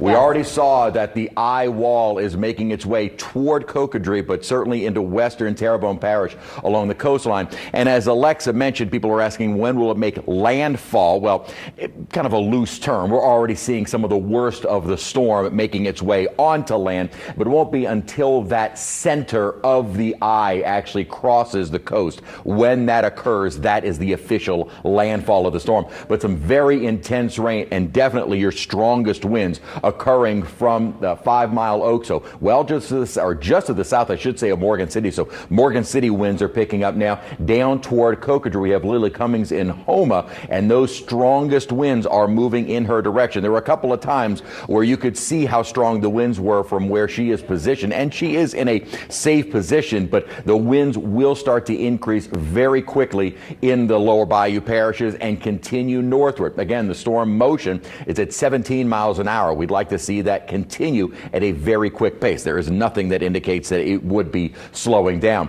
As far as the metro area goes, we do have a street flood advisory, but no one should be on the roads. Thankfully, what had been some fairly intense rains that just rolled through, we are getting a little bit of a break. And what we've also not really seen, knock on wood, is any training where you get heavy bands just moving over the same locations. Thankfully, we've not really seen that, and hopefully we don't really see that as the storm itself is moving fairly quickly. Usually those tend to be more of an issue with the slow moving storms, and those feeder bands just keep moving over the same locations, and you're kind of hoping that that band will start nudging a little bit more to the north. As far as the North Shore goes, kind of a moderate rainfall with a few and occasional breaks as we continue through the afternoon hours. As we've been watching very closely on the visible satellite, this is our high resolution. This actually gives us more real-time information than even the radar can provide. These images are taken every minute. You'll also find some little kind of darker spots within the eastern side. That is drier air where we get some breaks. Notice this little burst of convection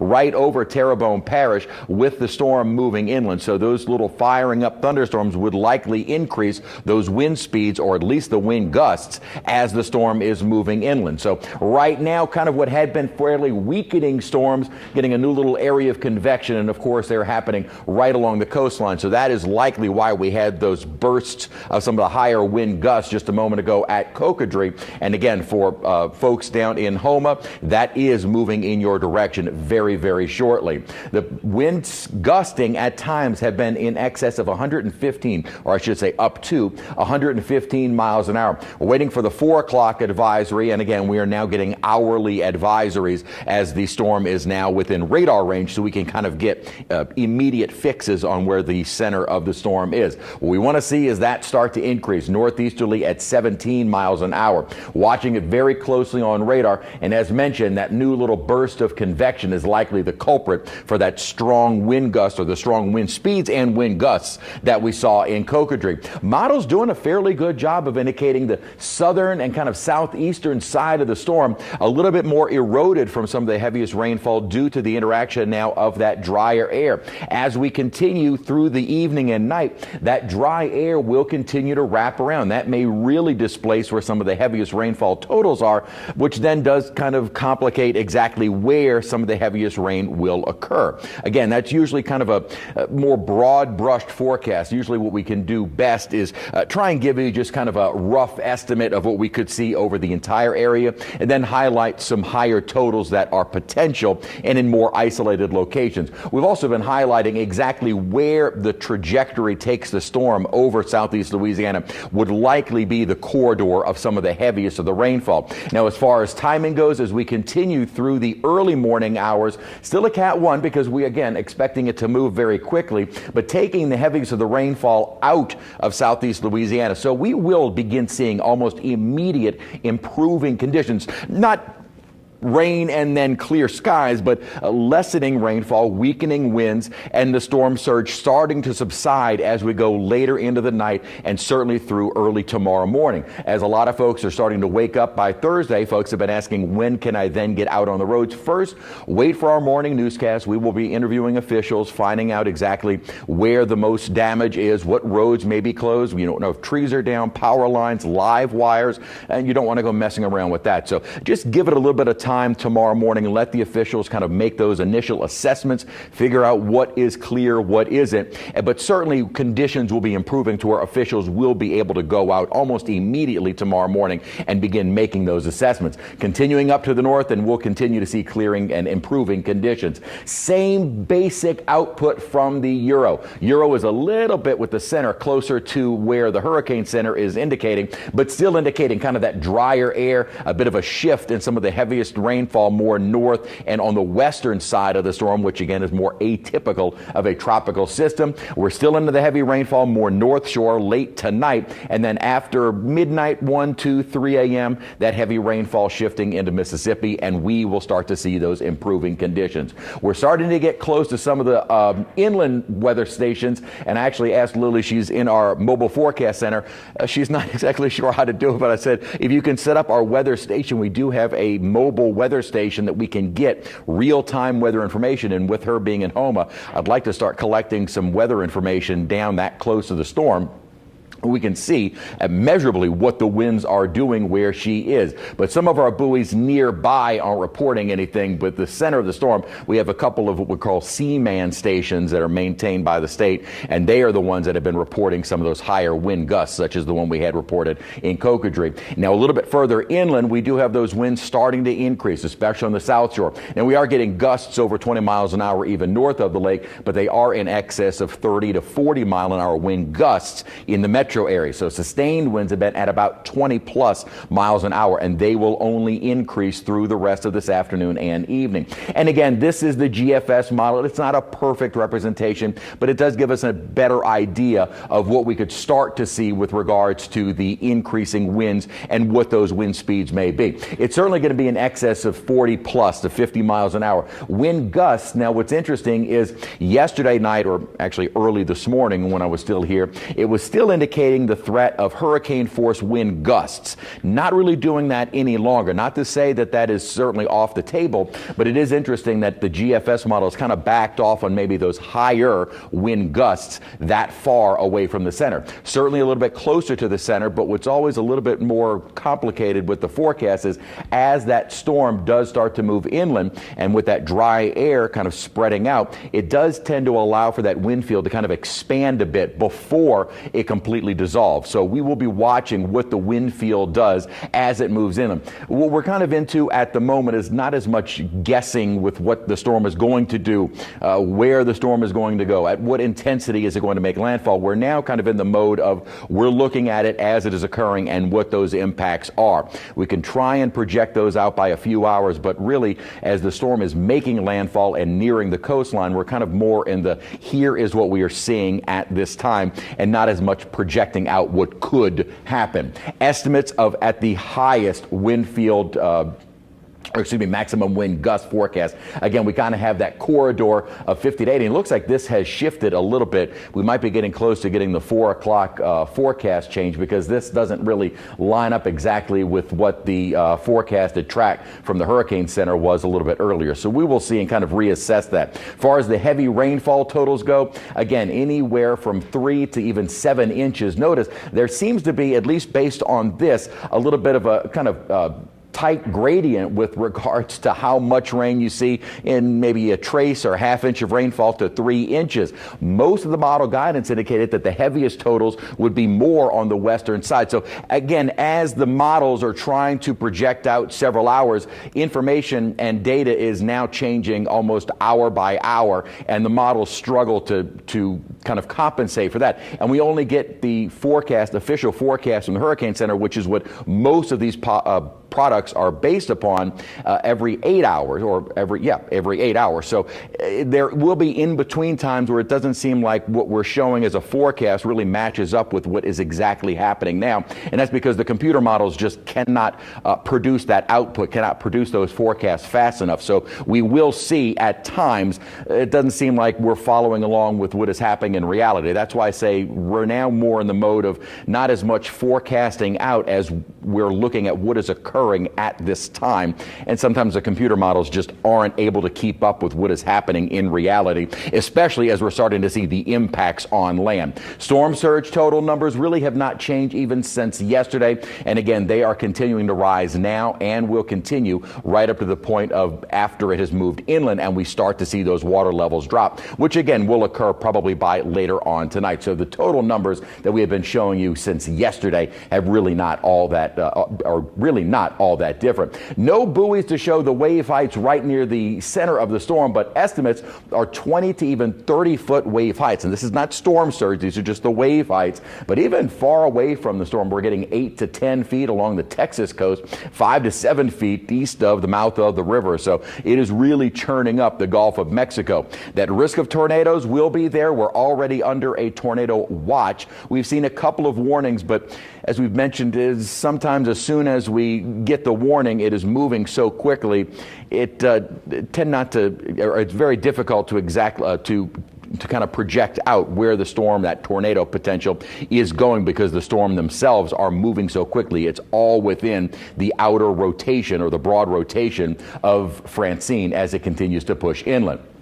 What we did see, and models had done a good job of indicating, we would start to get that quicker forward motion as now this upper troughing is kind of taking over the steering of Francine. That upper troughing is also helping to keep that wind shear up, and that looked to be why we saw a lot of those taller cloud tops around the core kind of fall apart. Looks like a little area is trying to redevelop on land. That may be just kind of the little pulsating thunderstorms around the main center of the storm, not really a long-term trend with regards to it trying to further strengthen right before landfall. That does not look to be the case. Dry air wrapping around, hopefully that plays a bigger role in just how much rainfall we see here, as we have had some decent rainfall amounts thus far today, already over 2 inches of rainfall at Belle Chasse, and we will continue to add to these totals throughout the afternoon. And I'm sorry, I could not hear my producer telling me where we're going now. Okay, we're going back down to Houma with Lily Cummings. And Lily, I don't know if you were able to set up our weather station to start getting some wind observations, but we could just base it on if your hat is still on your head. Chris, you say jump, I say how high. You told me to set up this weather station, we got it going, but here's the thing, I am not a meteorologist, so I'm going to give you the numbers on the weather station and we can tell viewers exactly what they mean. How does that sound? All right, so we have the weather station that's set up here in the parking lot. You can see the top of it spinning really, really rapidly.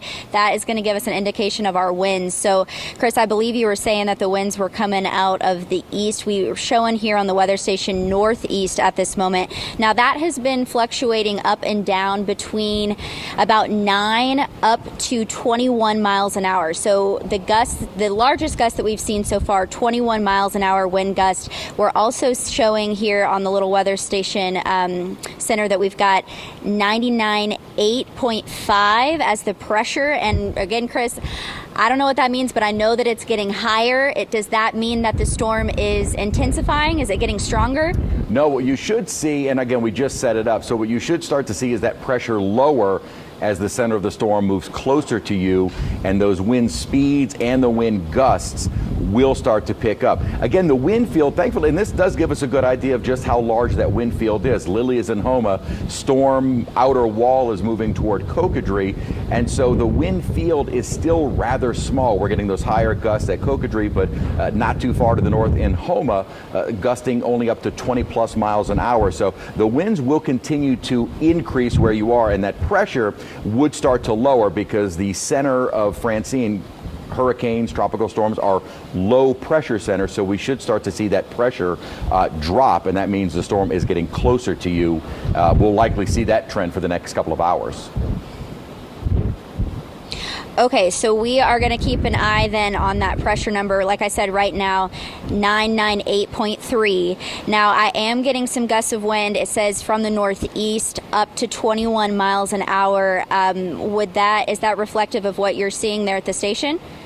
That is probably close. I mean, these aren't perfect. They're supposed to be out in the middle of kind of an open area. If there are any buildings, trees like that, that can kind of distort the real numbers, but again, that's kind of giving us a rough idea of what the winds are doing. And again, that will also be a great indicator as those winds increase that the storm is getting closer to you and that outer wall is approaching more northern Terrebonne and toward kind of that northeastern corner of Lafourche as well, northwestern corner of Lafourche as well. We just had a gust that went all the way up to 24 here on the weather station. So things are, they seem to be picking up. When we first set this up, I know, Chris, you said it would take a little bit to calibrate it, but the numbers were between 5 to 10 miles an hour, and then occasionally, oh, whoa, that's a 27 mile per hour gust right there that it just read. So like I said, they were between 5 and 10, but now it seems like the lowest that they're going is about 16. So it definitely seems that the wind is picking up here. I mean, obviously we can feel it. You can see it on the trees that are moving around us. Obviously the rain kind of at some points we saw earlier kind of looked like it was going sideways on us down here in Houma.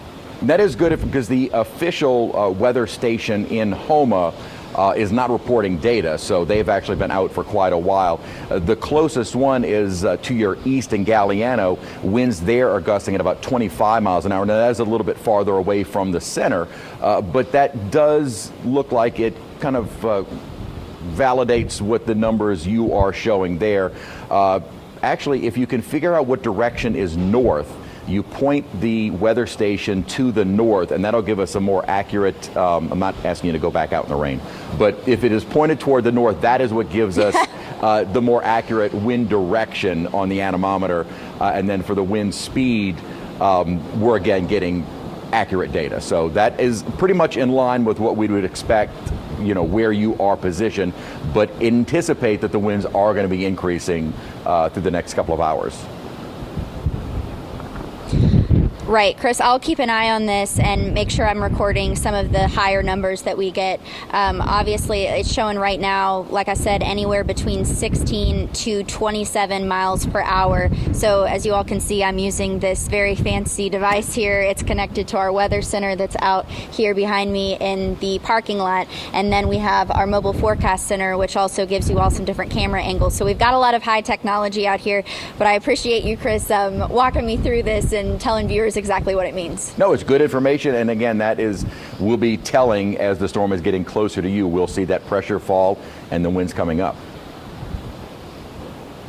It already does look like the pressure's dropping a little bit. I mean, not crazy, but 997.9 now. So it's dropped even just in the time that we've been talking. And it will keep dropping until it passes over. stuff. All right, well, we are going to continue to monitor this for you and give you some data. Thanks, Lily. Great stuff from Lily Cummings there, is setting up our mobile forecast center to really give us some data from where she is. Of course, we have all the data from the National Weather Service coming in to our meteorologists as well, so we've got you covered out there. Yeah, it's nice to have a couple different ways to get all these numbers, so we'll let her calibrate even more. We'll check back in with her in a little bit. Without a doubt. Unfortunately, when we have hurricanes and we have situations like the other day when we started running out of gas, we have situations where people start to price gouge and start to take advantage of people. And the Attorney General's office for the state of Louisiana has always featured a price gouging hotline that people can call, a consumer hotline, to report things like that, because it is a crime. And so our Attorney General for the state has agreed to join us here live this afternoon to give us an update on her response. Attorney General Liz Murrill, can you hear us? Yes, I can hear you. Good to be with you, Katie. Thanks so much for being with us. We really appreciate it. How are things going up in Baton Rouge? It's looking pretty good here. It's starting to get a lot breezier. I just went outside, and so the wind is definitely picking up, and been monitoring things down on the coast pretty closely. But I think all things considered, we've been through a lot of storms in our state, and I think this one's going to move pretty fast, and we'll be out checking on people and property tomorrow by noon. Have you all gotten any reports of any kind of price gouging or consumer complaints at this point? I have not received a lot of reports of that in this storm. I think we have in the past often received those kinds of complaints. We know that it can be a problem, and we have detailed guidance about it on my website at www.aglizmurrill.com with instructions on how you can make a complaint. Okay. When it comes to the response, you said you're going to maybe be checking on some people tomorrow. Can you tell us a little bit about the Unified Command Group briefing from this morning and what you're hearing about the response today? Sure. So the Unified Command Group is basically all the main public officials, the cabinet members from the governor, all the elected statewide officials, and a number of other people from FEMA or state government, or even outside. So Entergy always has a representative there, and we try to go through all the contingencies and planning to both prepare for and then respond to the storm as it's happening, and then to respond afterward. So it's a process we go through every single time.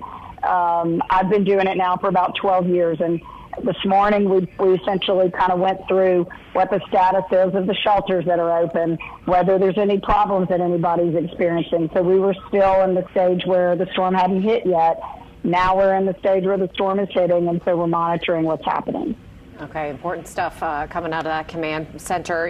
You know, I know that you've had a very close eye on the criminal justice system down here in New Orleans. We heard from our Orleans Parish Sheriff that a lot of inmates were being moved around the state, some lower level offenders released in anticipation of this storm event. Do you know if similar things are happening in other parts that may be impacted by this storm, and what are your thoughts on that? Well, thanks, Katie. I'm not aware that that's happened anywhere else. I think that I was very concerned about the release of prisoners from the prison without coordinating with other state officials, and I really think that that's not a very good practice. We are all coordinating very deeply every time there is an incident, and we have a lot of boots on the ground. Police are responding to things like down power lines and trying to make sure that there's no looting and no other criminal activity. So I'm going to work with public officials as we move forward to try and make sure that kind of thing doesn't happen. Yeah, I would think that coordinating and, you know, making that a real concerted effort is something that everyone would want to happen, even to the highest levels of government, which, of course, you are. So important thing to keep tabs on. Anything else that people should be concerned about as we are watching this hurricane start to make landfall? Well, we want everybody to stay inside right now. That's the most important instructions that I think all public officials are giving. It's, you know, the storm's going through our state. It is going to move quickly. And after the storm, we have resources on my website that are available. There is a checklist there for that will help people avoid contractor fraud. And so I would encourage people to go there and use those resources so that they're not taken advantage of by people who may be coming in after the storm. any top recommendations for people as they're trying to select a contractor, or even, one of the things that people end up having to hire people for after a storm is to help them remove debris from their yards, even cutting down trees and things like that. Any tips? Well, I think, one of the things that we always say is get some competitive estimates. That's one thing that I think is helpful in determining whether or not you're getting a fair price. Pay with a credit card, not with cash. Don't make big upfront cash payments. Make sure that they are licensed and insured through the proper licensing agency, depending on what the work is that they're doing, and make sure that they have insurance that covers their workers and any negligence or anything that they are doing on your property. So those are all tips that you can find on our website, along with that checklist, which I think is very helpful. Certainly, yeah, a checklist would be very helpful. We always know that after storms like this is when people do sometimes get into those sticky situations with roofers or contractors or scams, things like that. So lots to watch out for as we head into recovery mode after Francine is through. One of the things I'd say is to look out for fake officials. We have seen that as a scam that sometimes happens after storms, and no officials from government are going to ask people for money. Okay, right, absolutely. We've heard that from a lot of sheriff's offices and police departments, where people will even go so far as to fake phone numbers to make it look like it's someone else, get a little bit of personal information just so that they have sort of an edge and a little opening to the door to your financial information. And so they're able to take advantage of you that way. Hopefully we don't see that in large scale after this, but I think it's a concern, as is, misinformation out there. Another concern that I assume is something that you will probably keep an eye out for. Yeah, and I think people are vulnerable after a storm. They're trying to get their property back in order. They feel like they need to get it done as fast as possible. Sometimes they do need to get it done as fast as possible and mitigate that damage. But we just want to try and make sure that people aren't taken advantage of, and we see it every time. We just want to educate and give them the tools as many tools as we can to fight that kind of problem. All right, Attorney General Liz Murrill, thank you so much. We appreciate you spending time with us. We hope everything is okay in Baton Rouge, and this is an easy recovery for everybody. Yes, I hope so too. Hope everybody stays safe and warm and doesn't have any damage or casualties. Yes, word gets taken advantage of. Thanks so much. We appreciate you being with us. Thanks for having me. We're continuing to watch as Hurricane Francine is just making its very early stages of landfall along Louisiana's coast. Those intense outer bands of the storm have been working their way through the metropolitan New Orleans area and further north up through the North Shore. Yeah, I believe Mike McDaniel is up on the North Shore. He's been there watching things, and it looks like he's got Lake Pontchartrain behind him there. Hey, Mike, how are things up there? Yeah, good old Lake Pontchartrain. Some of those outer bands from the storm are starting to move through now. We had some move through a little bit earlier. They were getting sort of intense, and all of a sudden it just stops, right? That's how these things work, and we're just now getting another one right now. The emergency director here in St. Tammany Parish expects the worst part of the storm, specifically when it comes to winds, to be between about 8 p.m. and 2 a.m. So he wants folks to be aware of that, of course, with the eye wall of this storm moving just west of here, most likely or mostly in Tangipahoa Parish. Now, these bands out here, they are leading to some localized flooding, especially here on Lakeshore Drive, which is kind of prone to flooding in this area. You can kind of see the wind as well as the rain kind of hitting the water that's already standing in the street down there. There were some cars and folks out here a little bit earlier. Mandeville police have already come through, cleared everybody out, made everybody leave because they're afraid of the storm surge that's going to come in and kind of push the water in Lake Pontchartrain up over the boardwalks here, which is kind of to the left and down. It's risen a lot since we've been here. It's not quite topping things just yet, but if you look off in the distance, you can see it's just kind of gray out there. You can't see much of Lake Pontchartrain at all. The biggest concerns in St. Tammany Parish with this storm right now as it is are potential tornadoes and storm surge, which could be 4 to 6 feet. The parish president does not expect river levels, however, to rise to any type of really concerning level. But of course, if there's a change in a wind strength, he knows that can change at any point. Right now, he expects gusts of up to about 60 miles an hour. Folks across the parish are now being advised to stay inside and stay off the roads until everything has cleared up. There are more than 270 firefighters ready to respond, along with additional officers from the sheriff's office and police stations around this parish. Power outages are expected, of course, down trees as well. So it's going to take some time, depending on the severity of the storm, to get everything kind of cleared out of the way and get power back onto some folks. Parish leaders say these storms really are something they prepare for year round, and they assure residents that they are ready for whatever is to come. They did hold a news conference a little bit earlier today to kind of talk about some of the preparations. Take a listen to what the parish president had to say. Now's the time to stay where you are or get to a safe location. Of course, time is ticking and the time frame is increasingly reduced. Please stay off the roads. Let our first responders do their jobs. Plan to stay where you are until tomorrow morning. Our first line of action tomorrow morning, as far as parish government, is to do an assessment of our roads, our state highways. DOTD will do their assessment. We'll do an assessment on our parish roads and identify where trees, debris need to be removed. And just as we were talking, as you were listening to the parish president there, the wind has really started to pick up as these bands kind of push through. I wanted to kind of give you a better visual of the rising levels here in Lake Pontchartrain, at least on the lakefront. That's about a foot of water left needed to rise before it starts to really overtake the boardwalk there. And that's kind of why Mandeville police were out here clearing all the cars that were in the parking lot. You can see it's kind of empty now.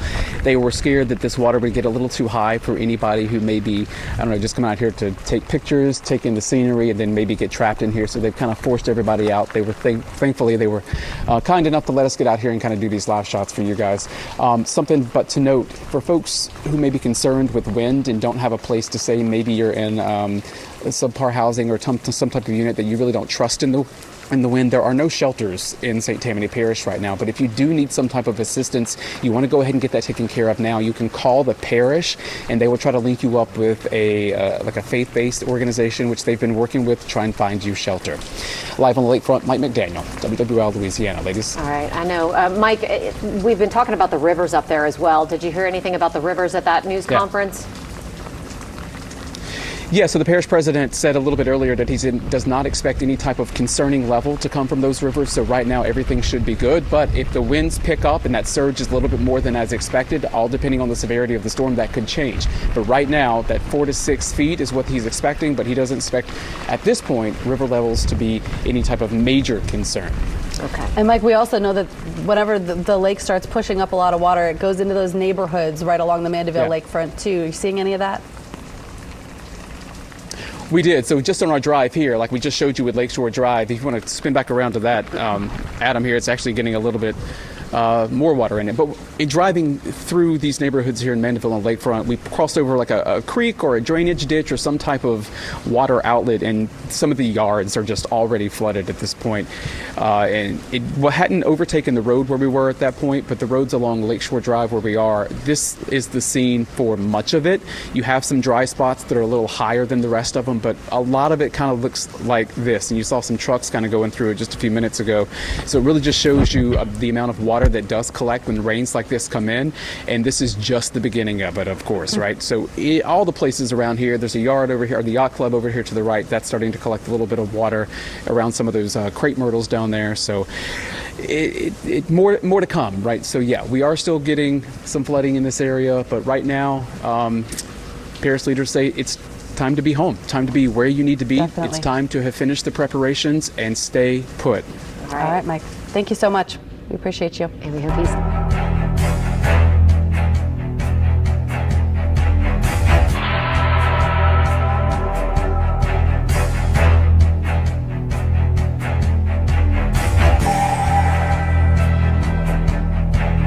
Hurricane Francine has gained strength. It is now a Category 2 hurricane, making its way onto Louisiana's coast as we speak. I'm Devin Bartolotta along with Katie Moore here. We've been covering this all afternoon, but the 4 o'clock update just came down. So let's get right out to Chief Meteorologist Chris Franklin with that update. Chris? Yeah, not It's not something we wanted to see, but I was talking the last time I was with you, this little burst of convection. We had seen a lot of those taller cloud tops really getting ripped apart by the dry air and wind shear. And almost its last-ditch effort, the storm was able to kind of concentrate a little bit of energy, get this explosion of thunderstorms, and that is where we found winds of 100 miles an hour, which does now make this a Category 2. So it will be pushing on land throughout the next couple of hours as a Cat 2. Not on land just yet, while we are seeing kind of the outer northeastern eye wall, which is where the strongest of the winds are. We were talking about those wind gusts earlier in Cocodrie. That's where we're getting some of the strongest winds on land in Terrebonne Parish, kind of also extending into St. Mary Parish. Now, the motion still toward the northeast at 17 miles an hour. And really, aside from that kind of burst of convection, that increase in the winds, we also saw the pressures decrease at 972 now. Really, nothing else has changed with regards to what impacts we're anticipating through the rest of this afternoon, evening, and tonight, how large the wind field will be. This is very concentrated right around the northeastern center of the storm, and it is right within that eye wall. Nowhere else you're really going to find winds of 100 miles an hour. So again, as far as the impacts go, it does not change anything. The good news is this will keep moving very quickly and will already be out of the state by about 1 or 2 a.m. But on radar, that is where we're getting those initial bursts of those strongest winds of now being reported by the hurricane hunters of 100 miles per hour. So that does make it a Category 2. Again, this is kind of the last-ditch effort by the storm to get a little bit more out of the energy that has kind of been able to concentrate around that center. And almost despite the fact that we do have that strong wind shear in place, it was able to take advantage of that little bit of energy, and right before it moves on shore, again, in the next couple of hours, we're still probably almost 2 hours away from a landfall. Eye wall is certainly crossing on land, but we have to wait for the actual center of the eye to cross the coast. That is the official landfall of the storm. But where are we getting some of those intense rains and likely some of the strongest winds? 5 Mile Oaks, southwest of Morgan City, over Morgan City. We have Lily Cummings in Houma. She's probably starting to get inundated with some intense rainfall and some of the strongest winds. Those continue down toward Chauvin. Cocodrie, you're almost now kind of in the eye of the storm. We'll have to look at, we've got a couple of cameras that are down toward the coast. We'll have to take a look at those in just a moment. But this is moving very quickly. Notice Raceland, Thibodaux, just now getting on kind of the northern part of the eye wall itself, where you're going to find more of those intense winds. We'll see what the wind reports are from around the Thibodaux area to see if they match, or we were able to find even those 100-mile-an-hour winds. And something that is at times almost misleading. There may be one observation point that was able to find the 100-mile-an-hour winds, and then elsewhere, even nearby, you don't find winds supportive of that. So we just have to find that one observation with winds kind of at the highest point to mark what the full strength of a hurricane is. You may not find those 100-mile-an-hour winds elsewhere within the band of the eye wall that is now moving onshore. Again, the center is not too far away, so that will be crossing probably within an hour, maybe at the most 2 hours, which is about what the Hurricane Center had been saying as of their kind of updated forecast last night, that we'd probably be looking at more of a late afternoon, evening time frame for the storm to make landfall. And it looks like that is coming to fruition. Again, motion toward the northeast at 17. Hopefully, in the next several observations, we'll start to see those that forward motion increase a little bit more. We're getting another round of some more of those intense rains over the metro area. As I said, though, they are moving very, very quickly, and that has also been an issue. We only have had a couple of tornado warnings issued, but if we do see any additional, it kind of falls within these little cells that race through very, very fast, and at times they tend to be embedded within some high wind gusts, so they're very hard to track. They usually don't really show up on velocities very well because you've got this usually weaker wind of rotation, the wind speed signature within strong winds associated with a hurricane, a landfalling hurricane. So sometimes those little spin-up tornadoes are either not actually occurring because the again, these are usually radar indicated, not actually observed on the ground, and they tend to be embedded within some strong winds either way. Heavy rainfall at times in pockets on the North Shore and also into Mississippi. That will continue and start to increase as we go through the rest of the afternoon. And again, conditions as they are worsening for parts of southeast Louisiana, they will continue to worsen until the storm center is on land and moving away. So it kind of is a build up to the worst of the storm and then a gradual decrease and improvement of weather as we head later on into the night tonight. So we are really just now getting into the worst of the storm. Beginning along the coastline, a lot of folks have been asking why are we paying so much attention to the bayou parishes, because the bayou parishes are getting the brunt of the storm. We should also see the storm gradually weakening once it loses that warm water, its source of energy. But something we talked about in Ida, there is the brown ocean effect with the storms, and it especially is true in southeast Louisiana. Once it crosses land, we know, anyone that lives in the bayou parishes especially, crossing land is a very loose term. It is still very much over bayous and marshes, so it is still able to gain some energy, or at least maintain some energy, even over those warm marsh waters. They are very shallow, but they tend to have temperatures in the lower 80s. So as long as it is over some source of moisture, even at times it just has to be saturated ground, even ground that is solid but has been saturated by water, that too can lead to what is called the brown ocean effect. So as it crosses land,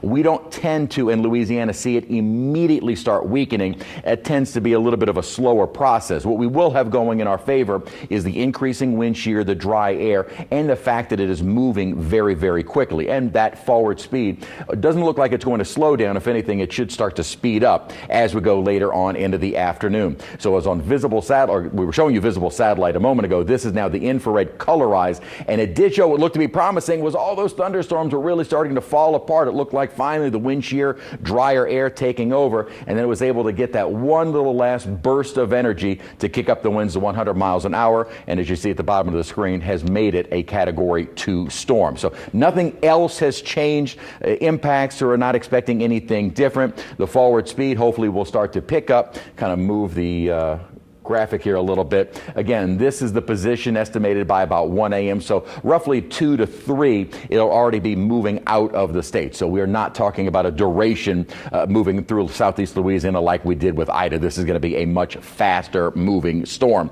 As far as the heaviest of the rainfall goes, we're getting some intense rain at times here, but so far rainfall totals, and again, we're not even at the worst of some of the rainfall, has been manageable. We're not expecting any widespread flooding, and it may be that, and this is not exactly what some of the QPF models, the quantitative precipitation forecast models, have been showing. They keep trying to indicate some of the higher totals right along and east, and then much, much drier off to the west. That has not been the trend with the models. The models keep trying to show more of the heavier rainfall wrapping around onto the northern and western side. And it certainly looks like that may come to fruition as we've had that new little burst of energy on the northern, northeastern part of the storm. With the dry air wrapping around, we might see that kind of wrap back onto the western side. We'll see what the trend is based on satellite data and now radar data, as it is well within the range of the Hammond radar throughout the afternoon, to see if that is indeed what some of those storms do. But again, a little bit more of an atypical type storm with the drier side due to that drier air now more on the southern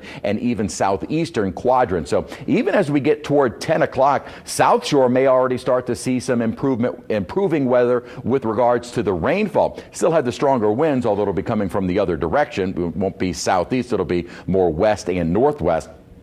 But we might start getting a break in the rainfall, and then as we continue through the later part of the night into the early morning hours, heaviest rainfall now lifting and weakening into Mississippi. By 2:30, we should see much of southeast Louisiana already starting to dry out. And we have pretty good agreement with both of the GFS and Euro models, indicating more of the northern western side with that heavy rainfall and a little bit of a not completely dry, but a drier slot on the southern and southeastern side of the storm, which again would just bring faster breaks in those showers as we continue through the rest of the night and going into the early morning hours. Then we all start drying out, and again immediately improving conditions for the rest of the day. Winds at Morgan City officially only at 31 miles an hour, so you're not too far from the center of the storm. We had Lily Cummings set up our weather gauge out in Houma, so we'll see what the winds are doing there as the storm closes in. But as I mentioned, even with those 100-mile-an-hour winds reported with Francine, they are going to be in a very isolated location. We're not talking about a huge wind field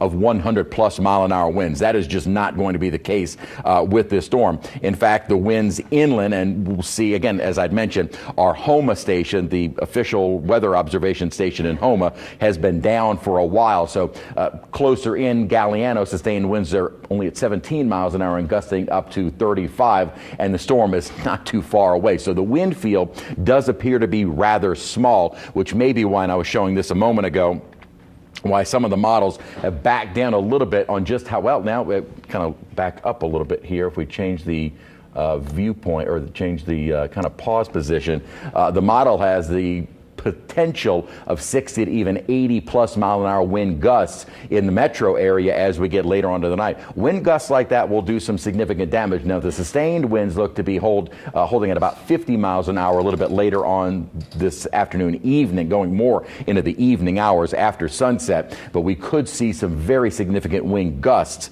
even in the metro area that would likely cause more tree limbs coming down, and that just leads to more power outages. Hopefully that is a little bit more isolated in nature.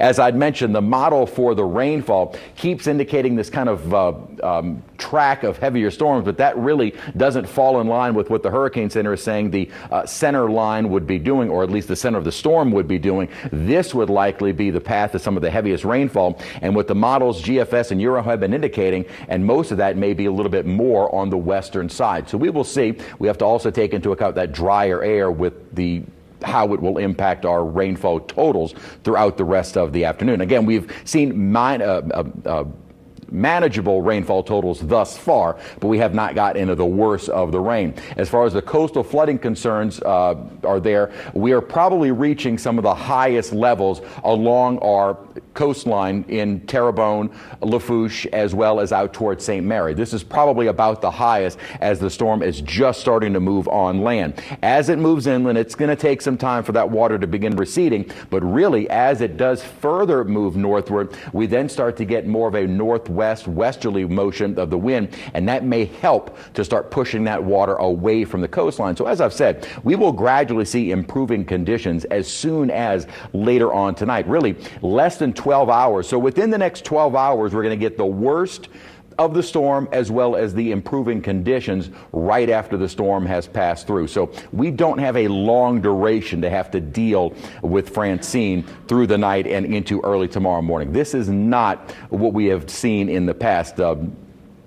Almost a little bit more typical of kind of like Zeta was. Not as strong as Zeta was, not expecting the eye to pass right over the city of New Orleans, but kind of the duration of how long we have to deal with the impacts is a little bit more of like what Zeta was. And people kept saying Zeta moved in and out. Now, we did have the power outages, but it was also a Category 3 storm. This is not. This is not going to be a Zeta, but more in terms of how fast it looks like it's going to move through southeast Louisiana through the rest of this evening and into the early morning hours. So another, just real quick, as you see at the bottom of the screen, Francine did become, as of the 4 o'clock advisory, a Category 2. Hurricane hunters were able to find within kind of this little burst of thunderstorms those winds now supportive of 100 miles an hour, which does make it a Category 2. The wind field, though, has really not changed. We're actually kind of, from some of our observing stations, struggling to find winds even supportive of a hurricane, let alone 100 mile an hour wind. So the wind field, it appears, is very, very small with this storm, and it is a very, very small storm. So thankfully, the worst of the impacts do not look to be very far removed from the center of the storm, but at least based on computer models, we could see some hurricane force wind gusts a little bit later in the afternoon, certainly along the coastline and some of our bayou parishes, or possibly even into the metro area. All right, thank you, Chris.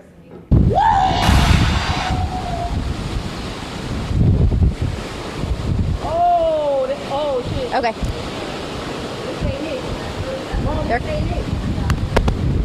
Move out of the way. We're live. Hey guys, we are in Houma at the Civic Center. Winds have definitely picked up at this point.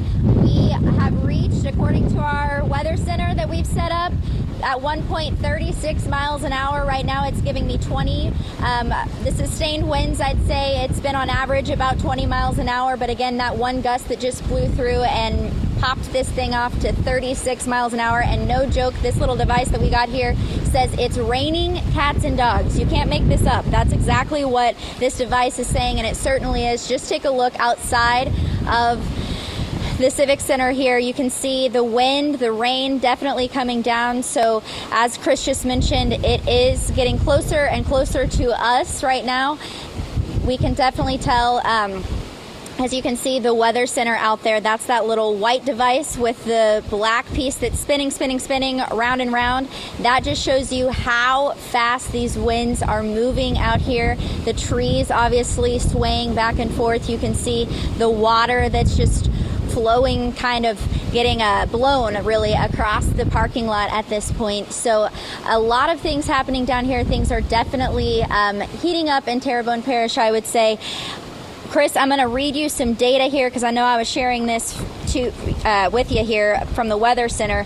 995.6 is now your pressure rate, rain rate, 0.95, and again those miles per hour on the wind speed here coming, it's showing between north and east. 16 miles per hour right now, 23, it just jumped. And at some points we've gotten up to 36 miles per hour. So things are definitely getting stronger and stronger. You can see this is really just blowing at this point. We actually had to, we've weatherproofed all of our gear down here, put some trash bags over it. That's typically what you do in a storm like this. But we also had a light set up, and that we are gonna go ahead and put in the car because it is getting so strong that it's knocking things like that over. Now, I'm not really sure exactly what these folks out here are doing, but I'm just gonna tell you right now that you should not be out taking selfies or shooting video while you are standing in the middle of a storm. So that's probably what you don't want to do, what you're looking at right now. We are safe underneath a covering here that's real sturdy, and we are staying dry and underneath that, but clearly we've got some folks out here right in the thick of it. So not really sure what's going on there, but this is what you probably don't want to be doing. You can see Rick Neese is panning over here to show you all just how the trees and the stop sign here are blowing around. So folks, if you are in Terrebonne Parish, be in your house right now.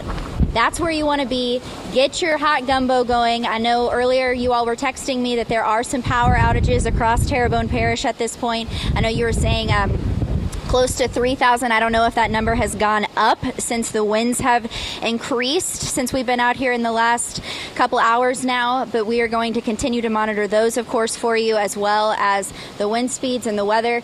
Obviously, right now, nobody on the roads. That's good to see. It's good to see that folks aren't traveling during this because you don't want to get caught in some water on the roads or this wind right now at this point.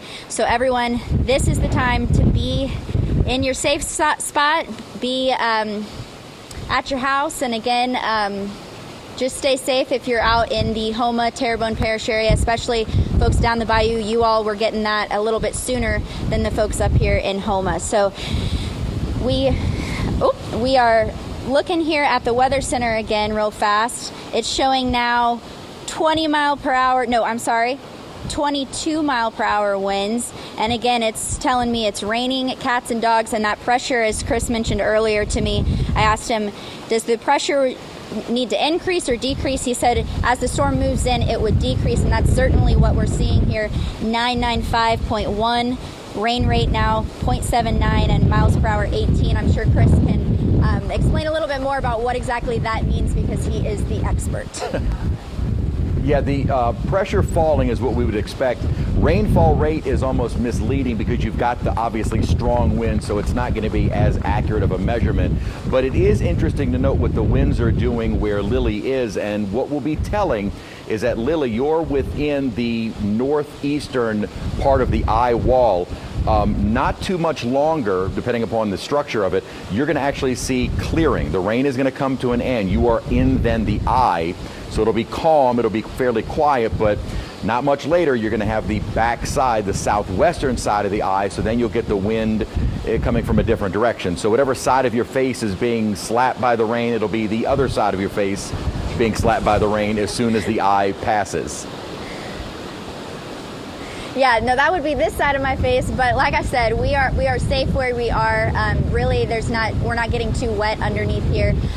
So we are kind of looking at some folks sideways over here that are out here taking some selfies and some videos out here. I'm sure they're getting slapped with this rain right in the face. But don't be outside right now. Don't be doing that. We got you covered here. We're keeping you safe. We got the numbers coming in and Chris interpreting that for you. Lily, I know you were asking about the power outages. I just looked it up, and the number actually just jumped within the last 30 seconds. It was right at around 900 people. Now we're up to 3,300 people in Terrebonne Parish without power right now on the Entergy map. So that number has jumped greatly. And all of this, of course, coinciding with the worsening conditions you're seeing there. Yeah, Devin, actually, we are, like I said, at the Houma Civic Center. You can actually see there is a power substation here across the street. So we're actually kind of keeping an eye on that while we're out here as well, just to make sure, we don't see any flashes, we don't see any crazy debris or anything fly into there. Nothing so far. But I do think that with these winds the way that they are, it's not surprising to hear that number has significantly jumped. Yeah, and there's a good chance it's going to continue to go up from here. Lily, you said most people staying off the roads except for the person taking selfies out there.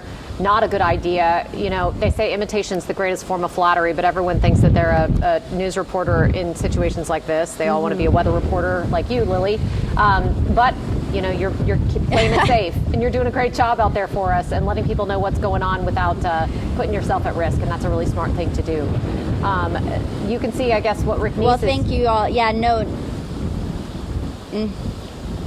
It looks like I was just going to say thank you in. for the compliment, Katie, but also the law enforcement officers are the only folks that I'm seeing on the road at this point. We just saw a Houma police officer pass by, so they've been obviously out monitoring the area and making sure that no one needs help, but no civilians out on the road at this point.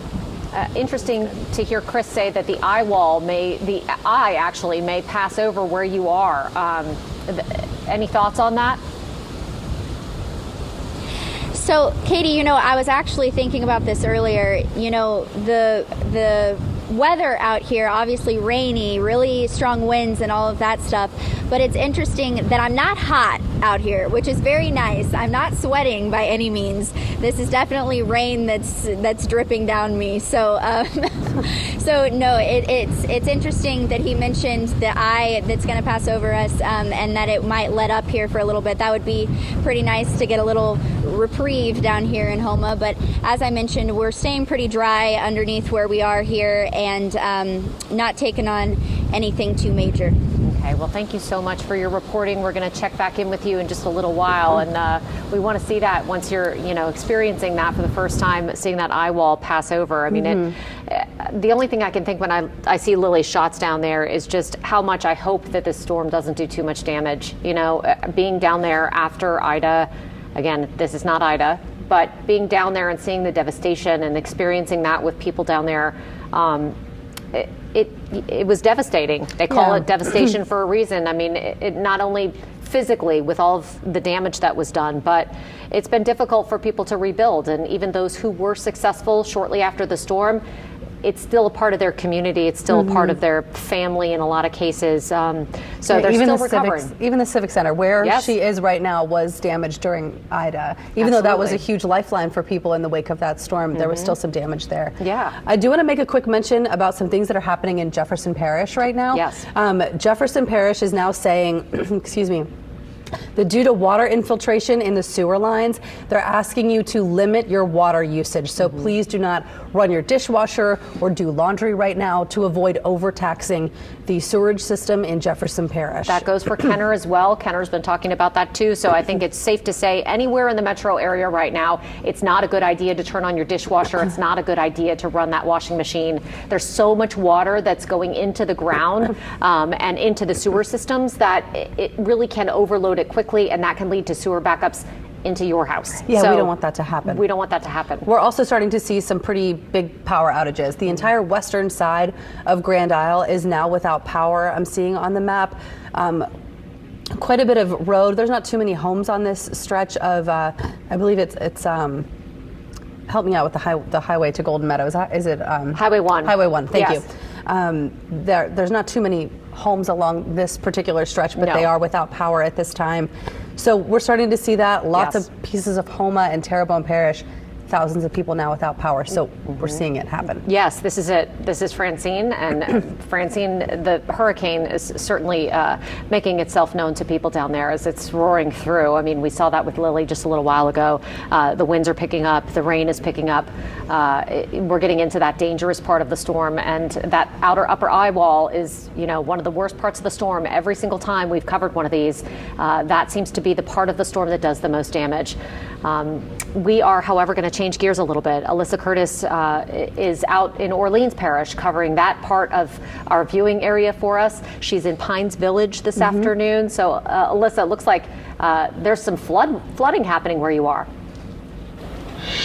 Yeah, that's exactly right, Katie. We were headed to Venetian Isles, but we actually made a call and we're like, we're going to stop here because we do see some flooding. You can see coming off the interstate, there is some flooding in certain areas. And in certain areas, it's pretty deep. I don't want to get too deep into the water because I don't know exactly what is in this, but I'm going to walk around and show you guys that this water is getting pretty deep in some areas here over in Pine Village. We're right off of Downman and Chef Mentor Highway.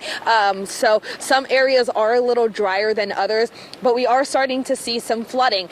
You can probably see the rain is coming down. It's picking up and then dying down and picking up and dying down, and it does feel a little breezier. I actually had my umbrella right before you guys tossed to me, but I ditched it. I put it down because it will get some gusts of wind. They aren't too strong, but they're definitely strong enough, again, to kind of wobble my umbrella around. I feel the wind starting to pick up again right now. I do see some people out on the road, a few people, not too many, but you guys don't want to be on the road in this. It's about 4:30 right now.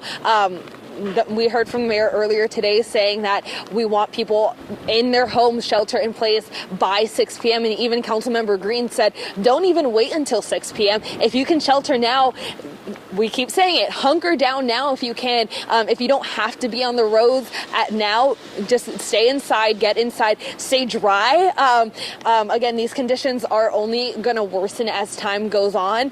So if you can get inside now and you can take shelter inside now, just go ahead and do it now. Of course, make sure everyone is safe. If you need to check on your neighbors, check on your neighbors. But I am seeing some people out on the roads, and that's not what we want. I do want to say we are safe right here. My photographer is actually under kind of like an overhang. And if conditions worsen right now, we are able to get into a safe spot right now. I know I'm telling you guys to get indoors, and I am clearly outdoors, but we are safe right now. Again, that wind is starting to pick up, and we're seeing some of the flooding over here off of Chef and Downman. We're not exactly sure what the rest of the area is going to look like as we head closer towards Venetian Isles. Again, we kind of just stopped on our way and said, hey, there's some flooding. Let's show you guys what's going on here. I imagine this flooding is likely only going to get worse as the rain picks up and we see that extended period of rain. So just be careful. Again, I'm going to keep saying it. If you don't have to be outside, don't be outside. Get inside. Enjoy your snacks. Enjoy the warmth. But yeah, we are starting to see some flooding. We're going to continue and look at conditions and monitor these conditions and just bring you whatever we see. But be safe. Again, we are starting to see some flooding, so just get indoors. I'll send it back to you guys. All right, thanks, Alyssa. Stay safe where you are. We are joined once again by Jamie Rome, the Deputy Director of the National Hurricane Center. And Jamie, it's kind of perfect timing to talk to you because the 4 o'clock advisory came out, and a little bit of a surprise. We had been watching Francine kind of hold steady, then this little burst of convection right along the coastline right before 4 o'clock, and then we see winds had increased to 100 miles an hour. But where was that observation made from? That was an observation that we got from our hurricane reconnaissance that was flying in the storm. We were able to use the flight level winds to deduce what was happening at the surface. So one thing that we were trying to kind of reiterate to our viewers, because we've actually got someone down in Houma in northern Terrebonne Parish, so not terribly far from where the storms, the eye wall is actually moving over Houma right now, northern Terrebonne, and we're not finding winds of that magnitude at all. So we want to try and reiterate how small this wind field of hurricane force winds seems to be. Yeah, so this is a really good point, and often people get confused by this and misinterpret hurricanes. When we rate a hurricane on the Saffir-Simpson scale, it's based off the peak wind anywhere in the storm, and that might be just one little isolated spot. And so it doesn't necessarily mean that everywhere in the storm is experiencing those conditions, and it certainly doesn't mean everyone in the path of the storm is going to experience those conditions. And this is why, we're trying to shift people off an over-reliance on the Saffir-Simpson scale and get them to look at some of the newer forms of communication and newer graphics. And I agree. I think that is what kind of jumped out to us in the Weather Center and to viewers at home when we said it has become a Cat 2 right before landfall after having stressed it's moving in a more hostile environment. We were expecting kind of quick weakening. It's moving very rapidly. Can we expect maybe a change in the wind forecast inland with this change in the strength of the storm? Yeah, I mean, I don't think for all intents and purposes this really changes the narrative much with respect to the storm, because even though this feels like a big jump, like it feels like, okay, we went from Category 1 to Category 2, for you and me as meteorologists, this is 5 miles per hour, right? So this is not a big deal in terms of the overall picture. So it's not going to change the narrative over, in terms of where the hazards are going to go or who's going to experience what. So, I really want people to just remember to, not key in so much on the Saffir-Simpson scale, not to over-rely upon it, and to just really focus on the hazards. And the way you can do that is through the presence of watches and warnings. For example, if a hurricane warning is up in a community or not. And that was great, and I think this is really, correct me if I'm wrong, the first time that this inland watch has been used, or did we see that with one of the earlier season storms? No, that was a change we made this hurricane season where we started adding the inland watches and warnings to the cone. In the past, we only had the coastal watches and warnings on the cone. Those watches and warnings have always been issued by the National Weather Service. We just simply didn't have it on the cone. By adding it to the cone, we're signaling to people that that is really important information that we want them to look at. It's the most actionable information that we produce, and really is a much better way to convey the actual conditions that they will experience in their community, whereas the Saffir-Simpson scale just doesn't allow you to engineer or deduce what the conditions will be in your community. And we've both been at several of these weather conferences where we've discussed the Saffir-Simpson scale for years. It has been brought up, should it be changed or should it be added to? Should there be more impacts brought up? And I don't think social scientists and meteorologists can ever agree on what the perfect way of representing the dangers of a hurricane, but this is certainly a step in that direction to try and have folks better understand those dangers, not only along the coast but inland, and what those impacts are. One thing we've really been stressing, though, is that the winds and rains will continue to increase with the storm moving inland. As far as storm surge, and that was kind of your forte at the Hurricane Center, with it now moving almost onshore, will areas still experience worsening storm surge, or when will it start getting a bit better? It really depends on where you are. Some places will have already experienced their worst storm surge, and some places are going to experience over the next several hours. That's what makes storm surge really difficult to communicate. You just can't package it up in this neat little box and communicate one number. But really, to speaking to your point, conditions over much of southern Louisiana is going to continue to go downhill over the next several hours. We're especially worried about greater New Orleans area, where the core of this still hurricane is going to be moving very close or even over the city. And so we need to make sure that people in that area, people who are listening to us from New Orleans, get home, get to where you're going to be, and do it quickly, because look how fast this thing is moving now, 17 miles per hour, and get where you want to be and stay there. We definitely don't want you on the roads this evening.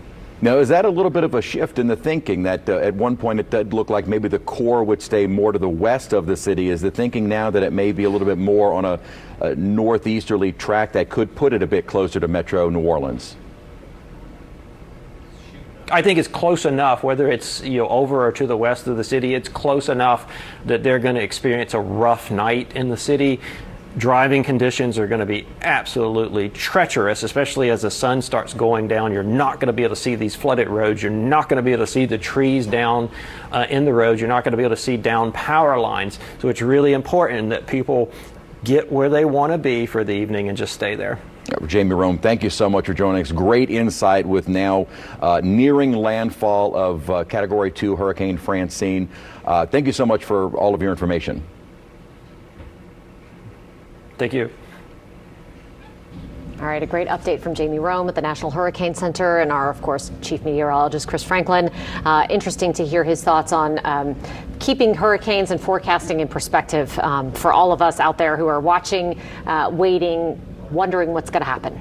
Yeah, watching, waiting, and wondering is a lot of what we've been doing today, yes, for sure. So I think it's always very good to have the perspective from outside of this building as well as our experts inside. So, yeah, for wonderful. sure. And what we're seeing right now out on the ground is lots of heavy wind gusts, lots of rain, storm surge moving into areas closer along the coast. One of the areas that tends to get a lot of water from Lake Pontchartrain is Laplace. And Paul Murphy has been in St. John and around the river parishes this morning for us. He's joining us live now with the latest from there. Paul? Katie, that was a great setup because that is exactly what is happening here in Laplace and St. John Parish. We've seen the rain pick up, we've seen the wind pick up, and we were just out on Peavine Road, which is a community right off of the Low Road, Highway 51, north of I-10. It's on the western shore of Lake Pontchartrain, and the water was certainly coming up at that point. In this area, they were expecting anywhere from 4 to 7 feet of storm surge. Earlier in the day, when we talked with St. John Parish President Jacqueline Hotard, she said a 4-foot storm surge could push water into those subdivisions in Laplace that are north of Airline Highway, the ones that we've seen flood over the years. So look for some street flooding in that area as the water comes up on Lake Pontchartrain.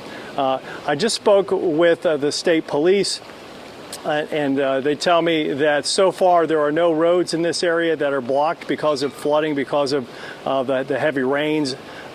Even that low road, Highway 51, which goes along I-55, is still open at this point, but that doesn't mean it's time for people to go out and joyride.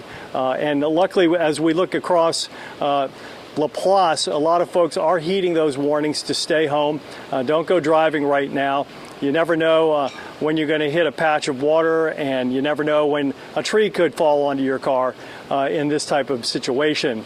And earlier, we also spoke with the St. John Parish Sheriff Mike Trigg, who said from here on out, it's all hands on deck. As we're talking here, what is top of mind for the Sheriff's Office? Well, right now we're in battle stations. We're ready.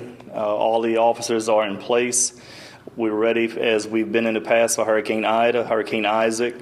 We've had the unfortunate experience, but valuable experience on having to deal with hurricanes in the past. So my officers, we are well staffed. We're manned up, double man, double officers per unit, dispatch. Everybody's right where they need to be.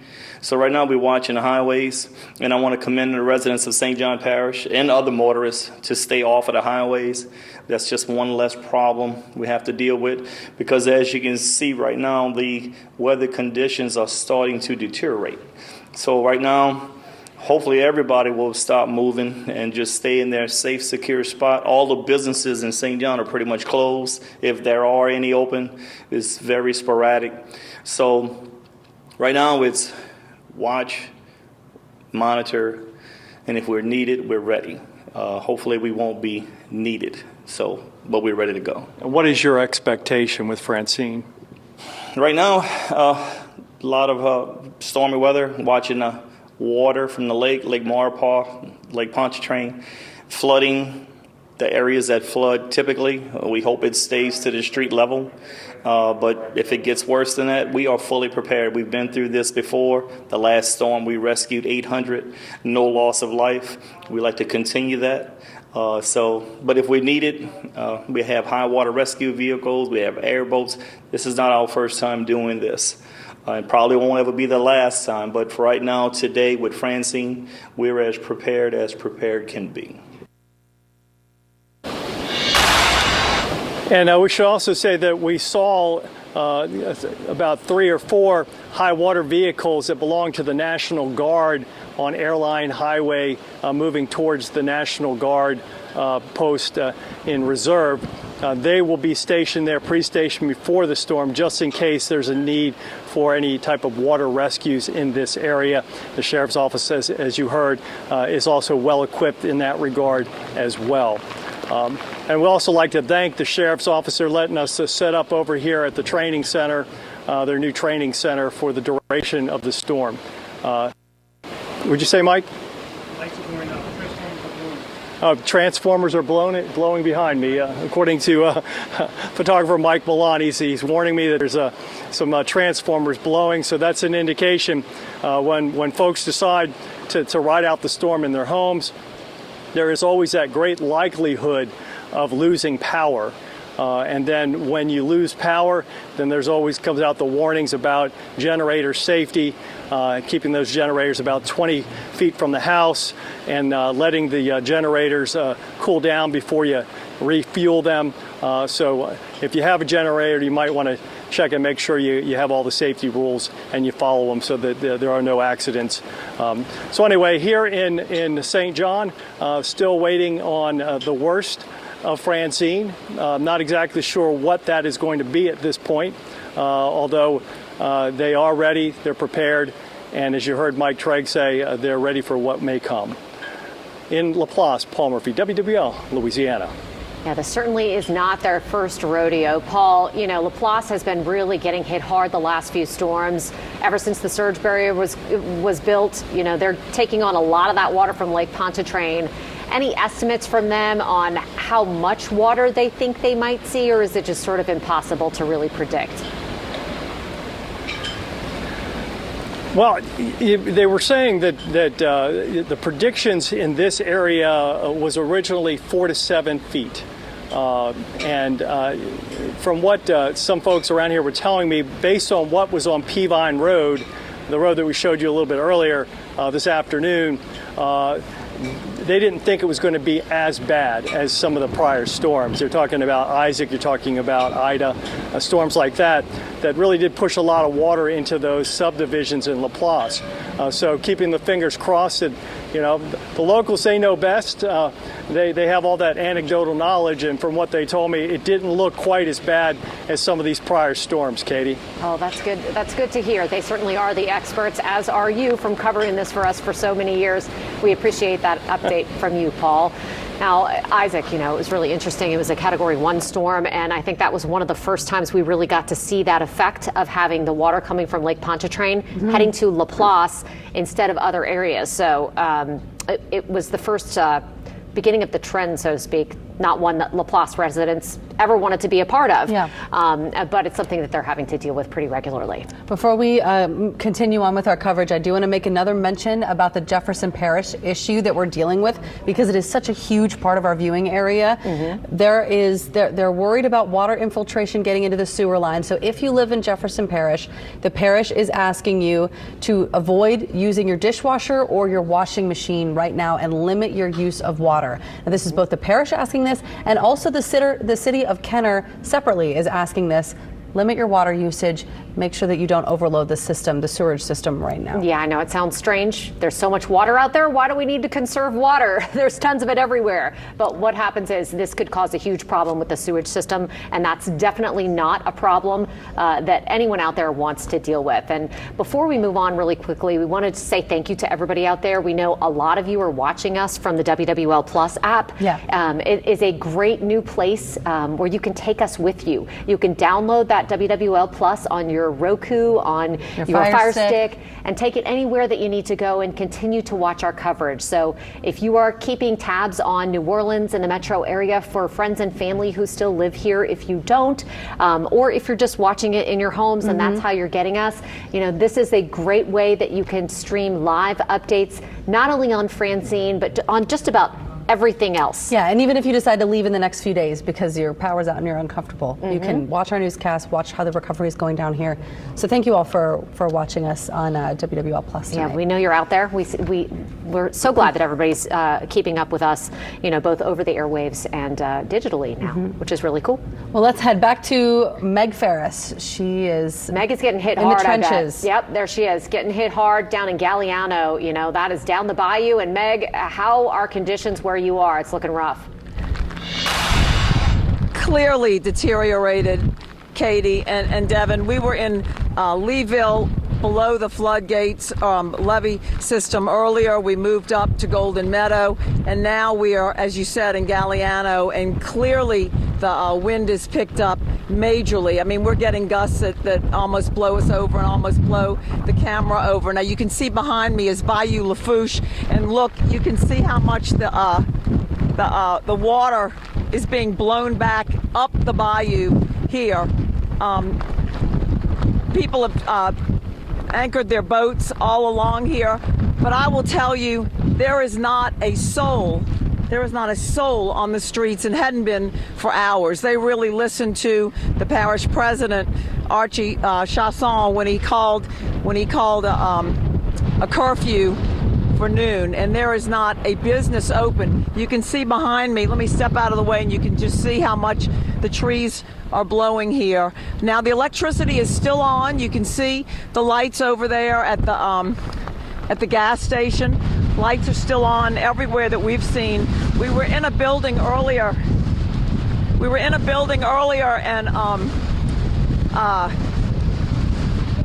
And the lights did start flickering, but we haven't seen any of those transformers blow that you've seen, like what Paul and Mike Milan experienced in Laplace, where they are. But I talked to the parish president a little bit ago, and I said, is there anything you want us to pass on right now to the people? And he said, no, all right now is quiet.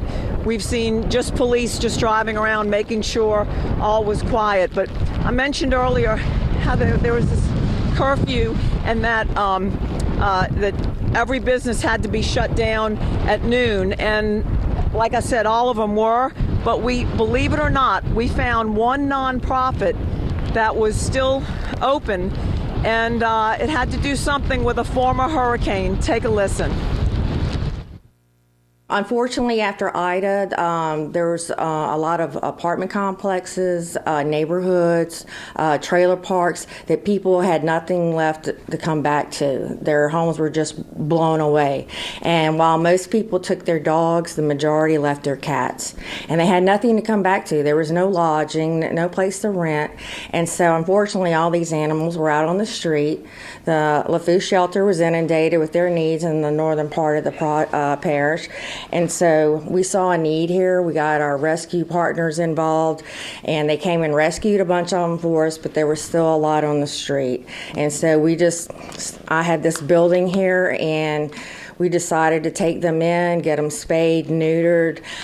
Some have been on transport to Colorado to get adopted. Some has been at PetSense, but we still have a great deal here from Ida. And now we're doing it again with Francine, but hopefully we won't have the same outcome as Ida.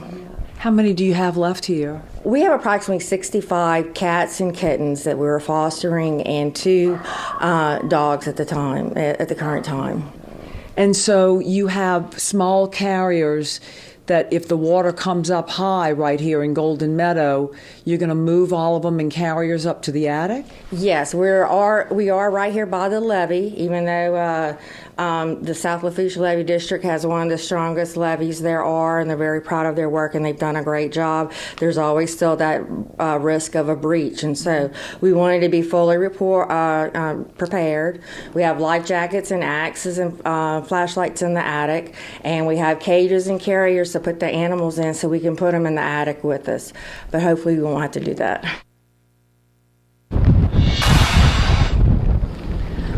So that was Janet Rodas with Positivity Enforcement Project. And we talked last time we were live when we were down in Golden Meadow about how the people in Dulage, how affected they are still after Ida. 3 years after Ida, and many of them are still not in their homes, and many of them have left. And that just shows you how the people down here are still so affected. Almost lost my cameraman. How the people down here are so affected by the past hurricane, and why they heed these warnings, they take them seriously, and how they're just still affected that people have had to leave for 3 years or haven't been able to rebuild, that they have to leave their pets behind. But the two women who are running that Positivity Enforcement Project, that's the only business we saw open, and they're there to help protect them. And they said they're going to go out after the storm to get other people's pets that are lost. So just the dedication down here, and these women aren't even from here, they moved here. So that's what's going on down here in Lafourche. Again, completely, all the streets are completely quiet, and there are no cars out at all. Haven't seen any cars, again, except police cars who keep checking on us. Power still seems to be on, except it was flickering in that one place. But wind clearly picked up. The rain is not as heavy as what people were saying earlier. This is a wind event, and that's what we're absolutely seeing here right now. That looks like a Levee District truck just going by. But that's what we have here right now from Galliano. We'll be bringing you reports all night long as this storm comes ashore. Reporting live from Galliano, Meg Paris, WWL, Louisiana. Meg, I know that it's windy. I hope you can hear me. Have you been seeing the intermittent bands of rain? I know that you said it is not raining as hard now as it was before. Earlier, let's see, I guess it was about around the 3 o'clock time frame, 2 o'clock time frame when we were on the air. It was bands of rain coming in and not really as much wind. There was some wind. Right now, what we're feeling now is more strong bands of wind coming in. And yes, it's absolutely raining. We're being pelted with rain, but it's not heavy rain. It's just more rain that stings because it's so wind driven. But yeah, it's a little different in this hour than it was earlier. It was more wet. And ask Chris, does that make sense? Is that what they're seeing on radar and what y'all are gathering from what you're seeing? Absolutely. I think it ebbs and flows, with those bands as they come in. They kind of whip that tail around across the radar. And I think, kind of ebbs and flows as you get little breaks in those. And, Meg, I think aside from the fact that, you're still standing in these crazy wind gusts, what I'm noticing most is the bayou behind you. And the fact that you can see with every wind gust, it literally pushes the water. I mean, it's really spectacular to see. Yes. You can see here comes another big one. Now this one has much more rain on it. Russell, can you see that? Oh yeah. This one has wind and a lot of rain pelting us, really pushing the water up from down from the Gulf. Yeah. Wow. Has it been, it's gone up significantly, I would assume. Absolutely. But I will tell you, while the trees and all are blowing, I'm not seeing power lines really swinging or power poles, looking like they're shaking or moving. Things look solid down. Oh, okay, there goes the electricity, Russell. Look, pan over this way. You see all the street lights just went out. All that gas station, that Domino's Pizza over there, boom, everything Just as I was standing here talking, I watched all the electricity go out. Yep, I think I'm seeing it on there the you map have it here, on too. live television. Oh, the lights it all just came back on. Just came back on over at the gas station. So that's what we kind of saw at a building we were in a little while ago, flickering, but that was a long flicker. So I think that is a sign of what's to come, obviously as transformers and equipment are blown around. Yeah, that looks rough. It looks like that power is not going to last for very long. At least it seems tenuous at this point. Meg, I hope you are able to get out of the rain for a little bit and stay safe for us. Keep Russell safe, please. We don't want to lose any photographers either. Yeah, all good. All good. No, I need Russell. That's my driver, because y'all know, every photographer knows I do not like driving in the rain. No, definitely They not. know, Not over bridges, especially. Especially over bridges. They know I'm going to be hooping and hollering. But no. I'm going to make sure. I'm going to make sure Russell stays safe. Okay. Well, it's my bodyguard. Well, they're both professionals. Meg right, and Russell back to you. Drury, both incredible professionals at this. They've been doing this for a lot of years. And Meg, we can't thank you enough for your The live senior reports. team. That's right. I love The senior squad. I love it. I love it. I love it. That's awesome. We're She's so lucky still to have got a them. smile on her face too after know. all of this. So It's incredible. Yes. She's getting drenched, let me just tell you. yes, really. Yeah. Oh, my Lily goodness. Cummings is also getting drenched. Drenched, She is in yes. Homa. She is near the Civic Center out there, and we've seen it progressively get worse. Lily, what can you tell us about how the conditions are now?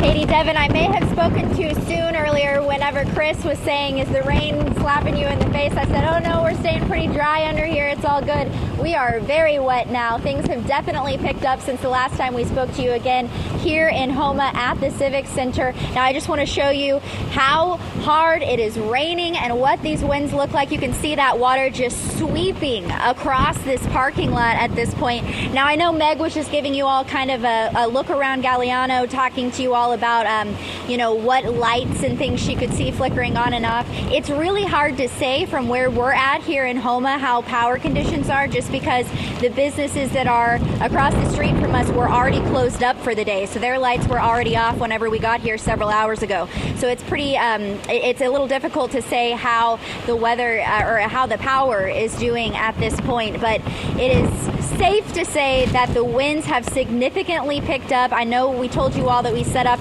the weather center out in the middle of the parking lot before things picked up. We did that safely earlier today, and it is still standing up strong out there. The last reading that I had gotten from the little device there that was reading miles per hour winds was about 42 miles per hour. Then I put it in the car because we needed to kind of get some of our gear a little bit more. We covered it in some plastic here to keep everything dry, and we don't need our gear going out on us, because then we're not able to give you all the live picture that we are now and tell you all what's going on and how to keep yourself safe. So we are taking our precautions here and doing what we need to do. Meantime, as you can see, things are definitely picking up here. Again, we have that power station that is nearby that we're keeping a close eye on. I know Paul had mentioned that he was seeing some different transformers and things kind of go up behind him. So I'm keeping a close eye on this power substation, kind of catty corner to the Civic Center here in Homa. That is what we're keeping a close eye on. I know you all, when we last talked, said were there, I think it was roughly 4,000 people, maybe 3,000, 4,000 people that were without power in Terrebonne. I don't know if you all can maybe pull up an update on that to tell me exactly how many are out, but it would not surprise me if that number has increased at this point, because as you can see, just these trees and this wind. There is a storm coming, an event like the world has never seen before. The emerging event will have little to do with weather, but more about developing situations that were foreseen many years ago. We have always warned you during severe weather and news events that affected many. Now, Channel 1 Atlanta begins a new series to warn you about what's coming soon and make sure you are prepared. Join us on a new journey, as according to a recent survey, a lot of people believe we are living in the last days. Current news events show us now more than ever. In history, time is setting the stage for the coming storm, a new series. now playing only on Channel 1, Atlanta.